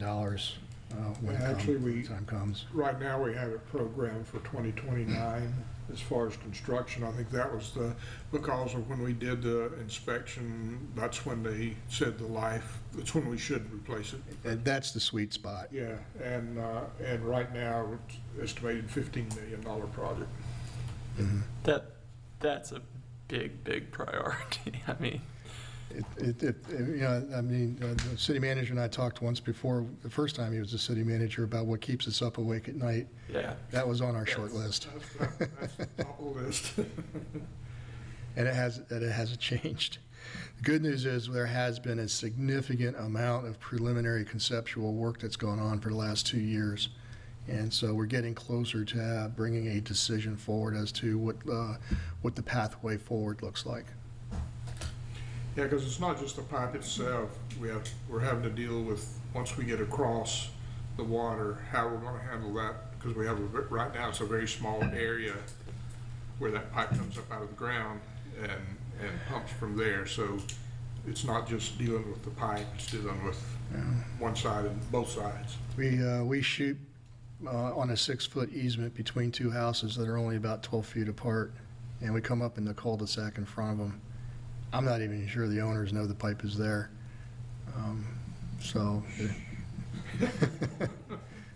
Outside of a hurricane, this might be one of my biggest concerns, that pipe. So that's that. The reclaimed water system repair and replacement, there's a variety of things that the reclaimed system needs. When it was originally designed, if you look carefully around town, you'll see that there are some fire hydrants that are painted purple. The most visible one is over by McKinney Park on the corner there. That's a reclaimed water entry point for cleaning and maintaining. Over time, some number of our fire hydrants have gone by the wayside. We're not really sure where they are or what happened to them. So we need to reestablish our ability to clean the reclaimed water system. And the reason for that is because it's not a pure water system like our potable water. Organisms grow. And whenever we flush that system, we have a wire mesh basket catch that we have to wash that water through, and we get quite a bit of marine growth, snails and all kinds of whatnot in there. So we need to set ourselves up. It's been since long before I joined the city that we have done this, and I don't want the system to collapse. And so this is the beginning of our being able to keep our system going for the future. Is that 350,000, is that in the past, what's been budgeted for reclaimed water system repair and maintenance as well, or is this a new? No, this is a new, amount yeah, I've been waiting to try to get this into the reclaimed system for quite some time. It's past due, so, and it goes hand in hand with the next one, which is the pig port installations. And so when you pig a water line or a fuel line or anything like that, what you're doing is you're cleaning and flushing it. And so that's what's going to flush out all of our contaminants and things of that nature so things don't clog up on your sprinkler system. The next one is air release valves, installation and rehabilitations on a sanitary sewer system. A little bit of a similar story. An air release valve is for the pressurized pipes, and the pressurized pipes, they'll either go concave or convex, but at the high point of that pipe you want to put an air release valve out there to let the gases bleed off, because those gases are highly corrosive and will eat the sides of the pipe, and so you want to go ahead and bleed those gases off. Over time, a number of our ARVs have been damaged to the point that they're no longer functional, and we need to move forward to get these things back online functioning properly so we can extend the life of the pipes without having to replace them.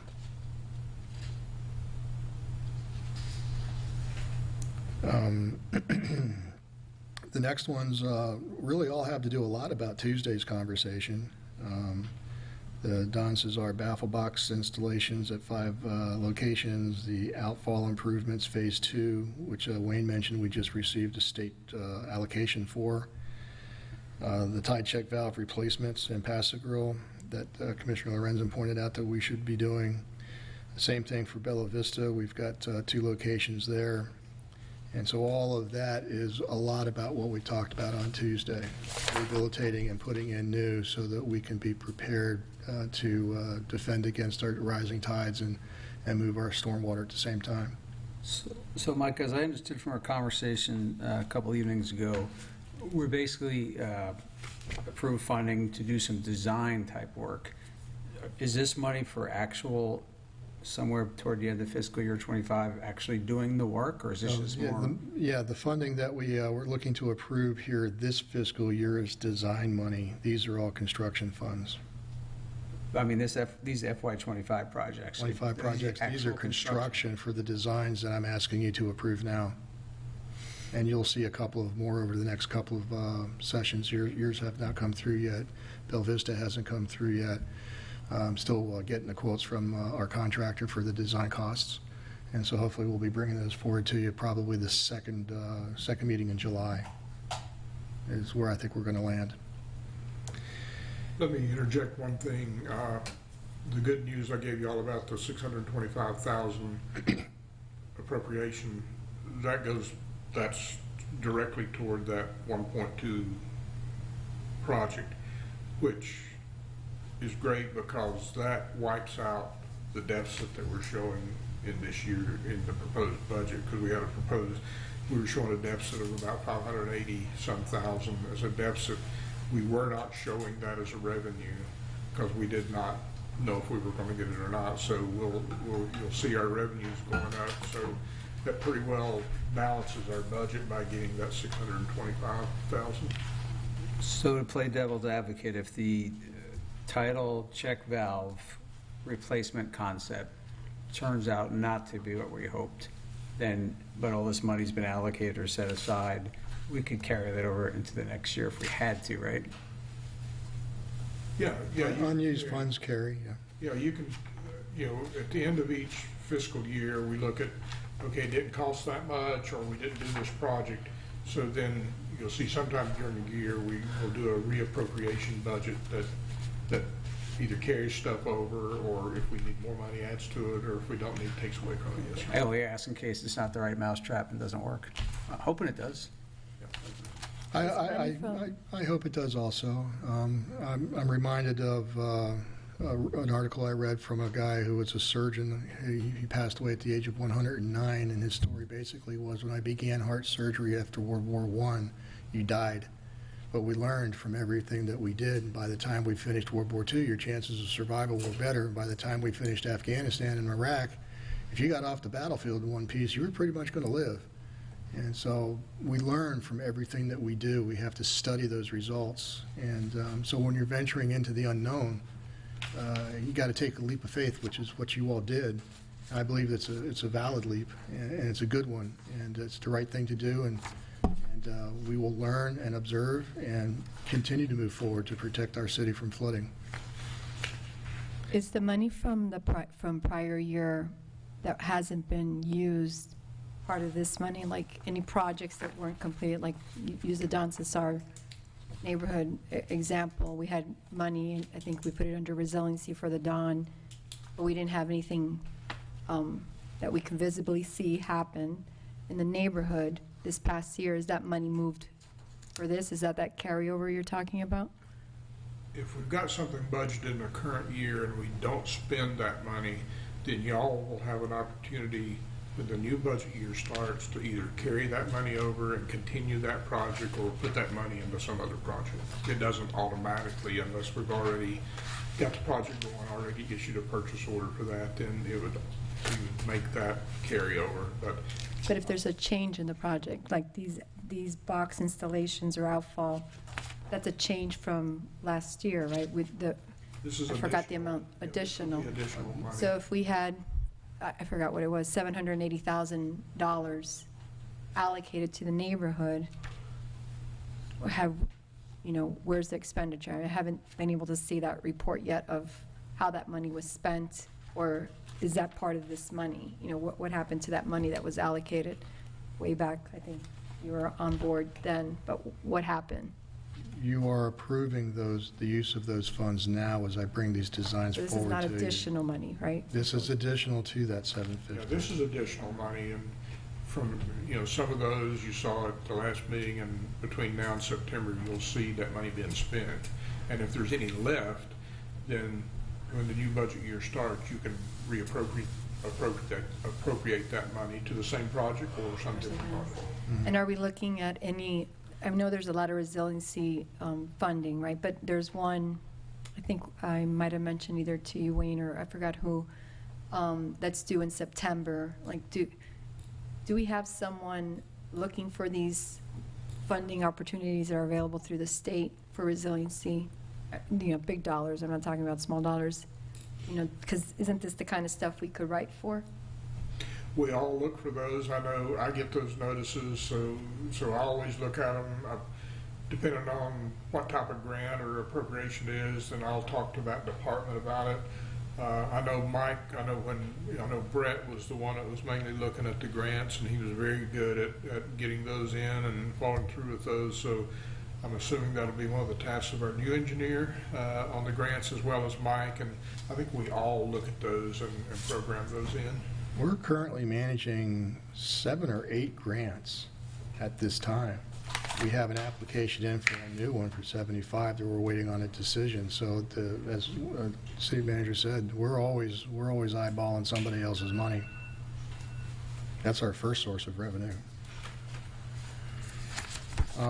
The next one, I think Wayne talked about a little bit previously, when we talk about this master plan, this action plan that everybody seems to be asking for, which is a fantastic thing. This is that. So what we'll do is we'll take the previous dozen studies that we have done, along with all of our recent observations about what's going on, and we will roll that into what does St. Pete Beach look like in the year 2030. And how do we get there? And this will be the first thing that'll come back to y'all will be, we'll do an RFQ for a firm to pull all this together and to look at it, and it'll come back to y'all to choose a firm to do that project.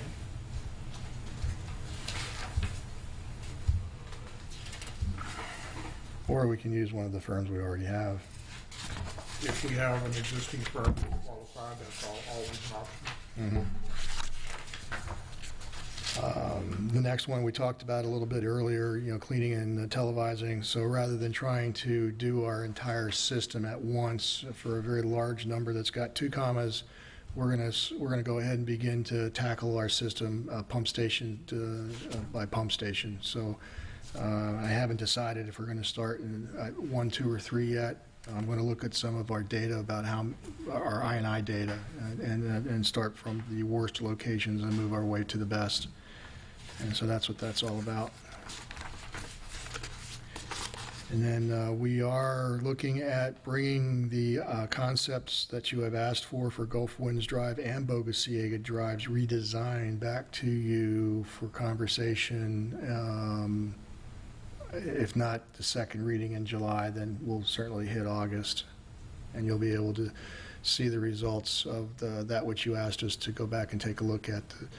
2 10-foot lanes, 5-foot bicycle lanes, reducing the sidewalk to 5 feet. And seeing how that affects the curb line and all that. And so we'll have a variety of options for you all to discuss.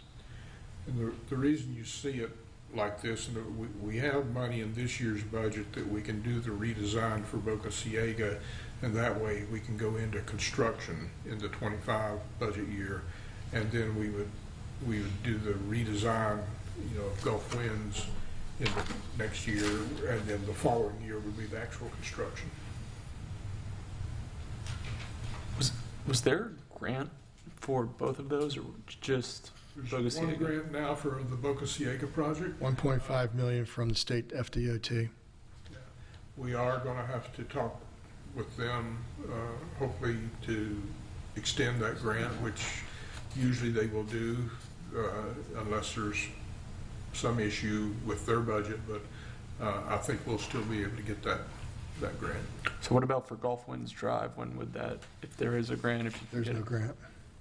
And for sure, I mean, there may be something that comes up. We're not aware of one right now, but we'll all. So something could come up before the construction. Sure. And we could always ask for a legislative appropriation. This type of project's usually not high on the list because right now they're looking at resiliency projects is what they want to fund, but you never know next year when the legislature what their priorities will be, but that's always one that could be requested also.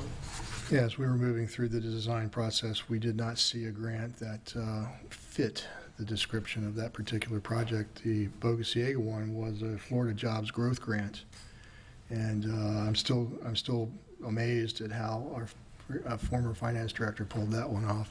So good kudos for Vince.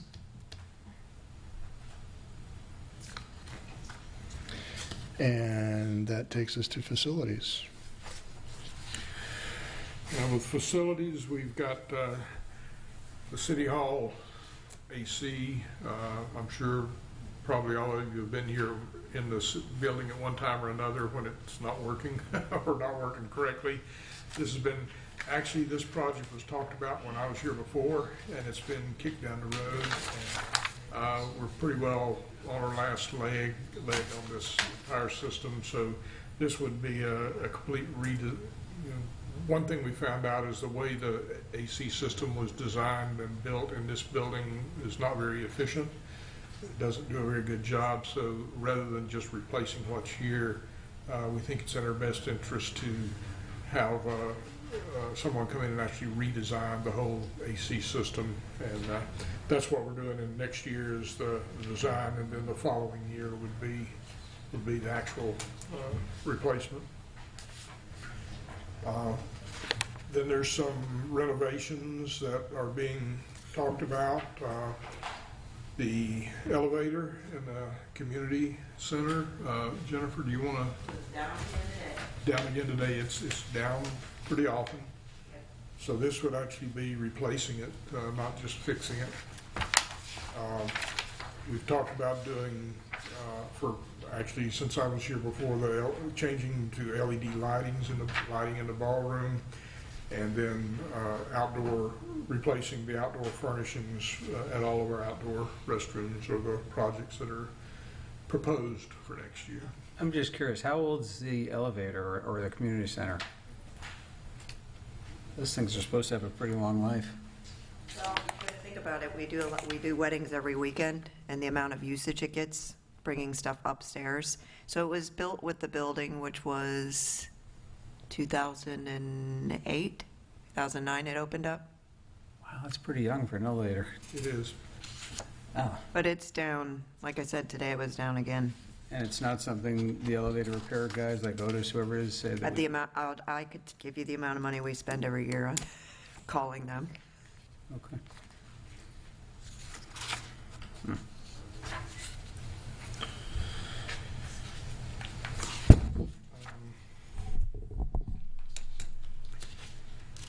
Fire Station 22, you know, the commission selected one of the two designs a while back. We've been had several meetings with the architect and planning firm that's working on this. The next step right now is they're going to have to come through the city for some variance requests in order to build that. I think that was explained to the commission when they presented those options to y'all. The variances that they're requesting are certainly not out of line with everything else that's in the area. So what we will be doing going into the new year will be actually getting into the architectural design, the site design, basically getting it ready to bid. And then the following year we'd look at construction. And that's one we'll be searching a lot of places. We have a $2 million grant now. You know, the cost will be obviously much more than that, but there are grant opportunities. And again, you know, the $2 million came from the legislature. We can go back to that pot, but we'll be looking for, between now and fiscal year 26, we'll be looking for some other sources to help rebuild that fire station. So this isn't a demo it and move it somewhere else, is it? It is to demo that facility and rebuild it, build a new one on the same site. Same place, okay. Is there enough room there? Well, that's why they're having to request some variances. But yeah, I know you weren't on the commission, but they did bring 2 conceptual plans to the commission. And there's some setback issues, but yeah, they have, as far as the square footage, the space they need, they're showing that they can meet that as the bays, of course. And I don't know if Jim's here, if you have any other questions on that, but I think that the people that are working on it have worked very closely with Jim and his folks, and I think they've got a really nice looking, good idea for the facility. And then the other one is apparatus replacements. Some of this money is on current leases that we have, and this is the major fire equipment. And then there's each year we put some money into a replacement plan, because you know when you go to buy a fire apparatus, that's a big ticket item. So we put money each year into the fund, so when we do need to replace that, we're not hit at one time. That's what those dollars are.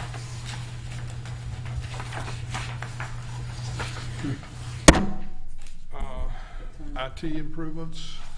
This is just this came from Candace, our IT director. There's always improvements we need to make. As you know, we've had a major problem this week. So this is just an amount of money put in the budget, so we don't have to wait till the following year when we find that, yeah, we need to change this out, or we need to make this improvement, or we need to do this. And so I don't have a specific, I know Candace has specific list of what she thinks needs to be done and priorities, but this will help us keep up to date with our IT. And that is all we have to present for you tonight. It's been a long night, and I appreciate y'all's efforts, and I want to appreciate all of our staff for getting all this together, especially Mark and Rita worked right up until the last minute getting everything together for y'all.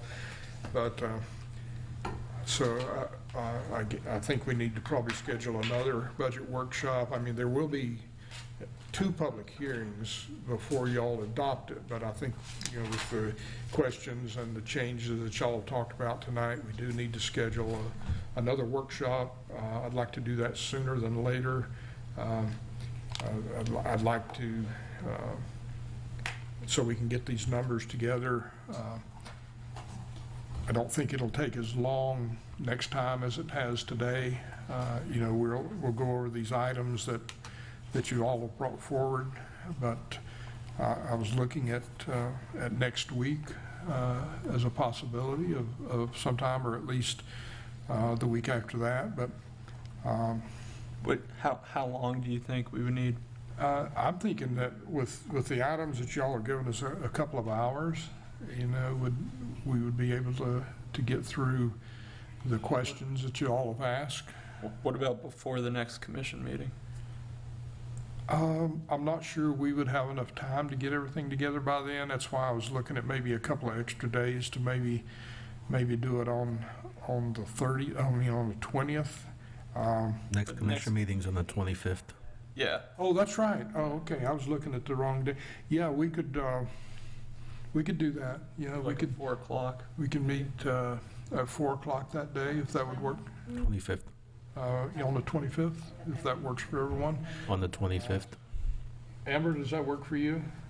Meet 4 o'clock on the, Yeah.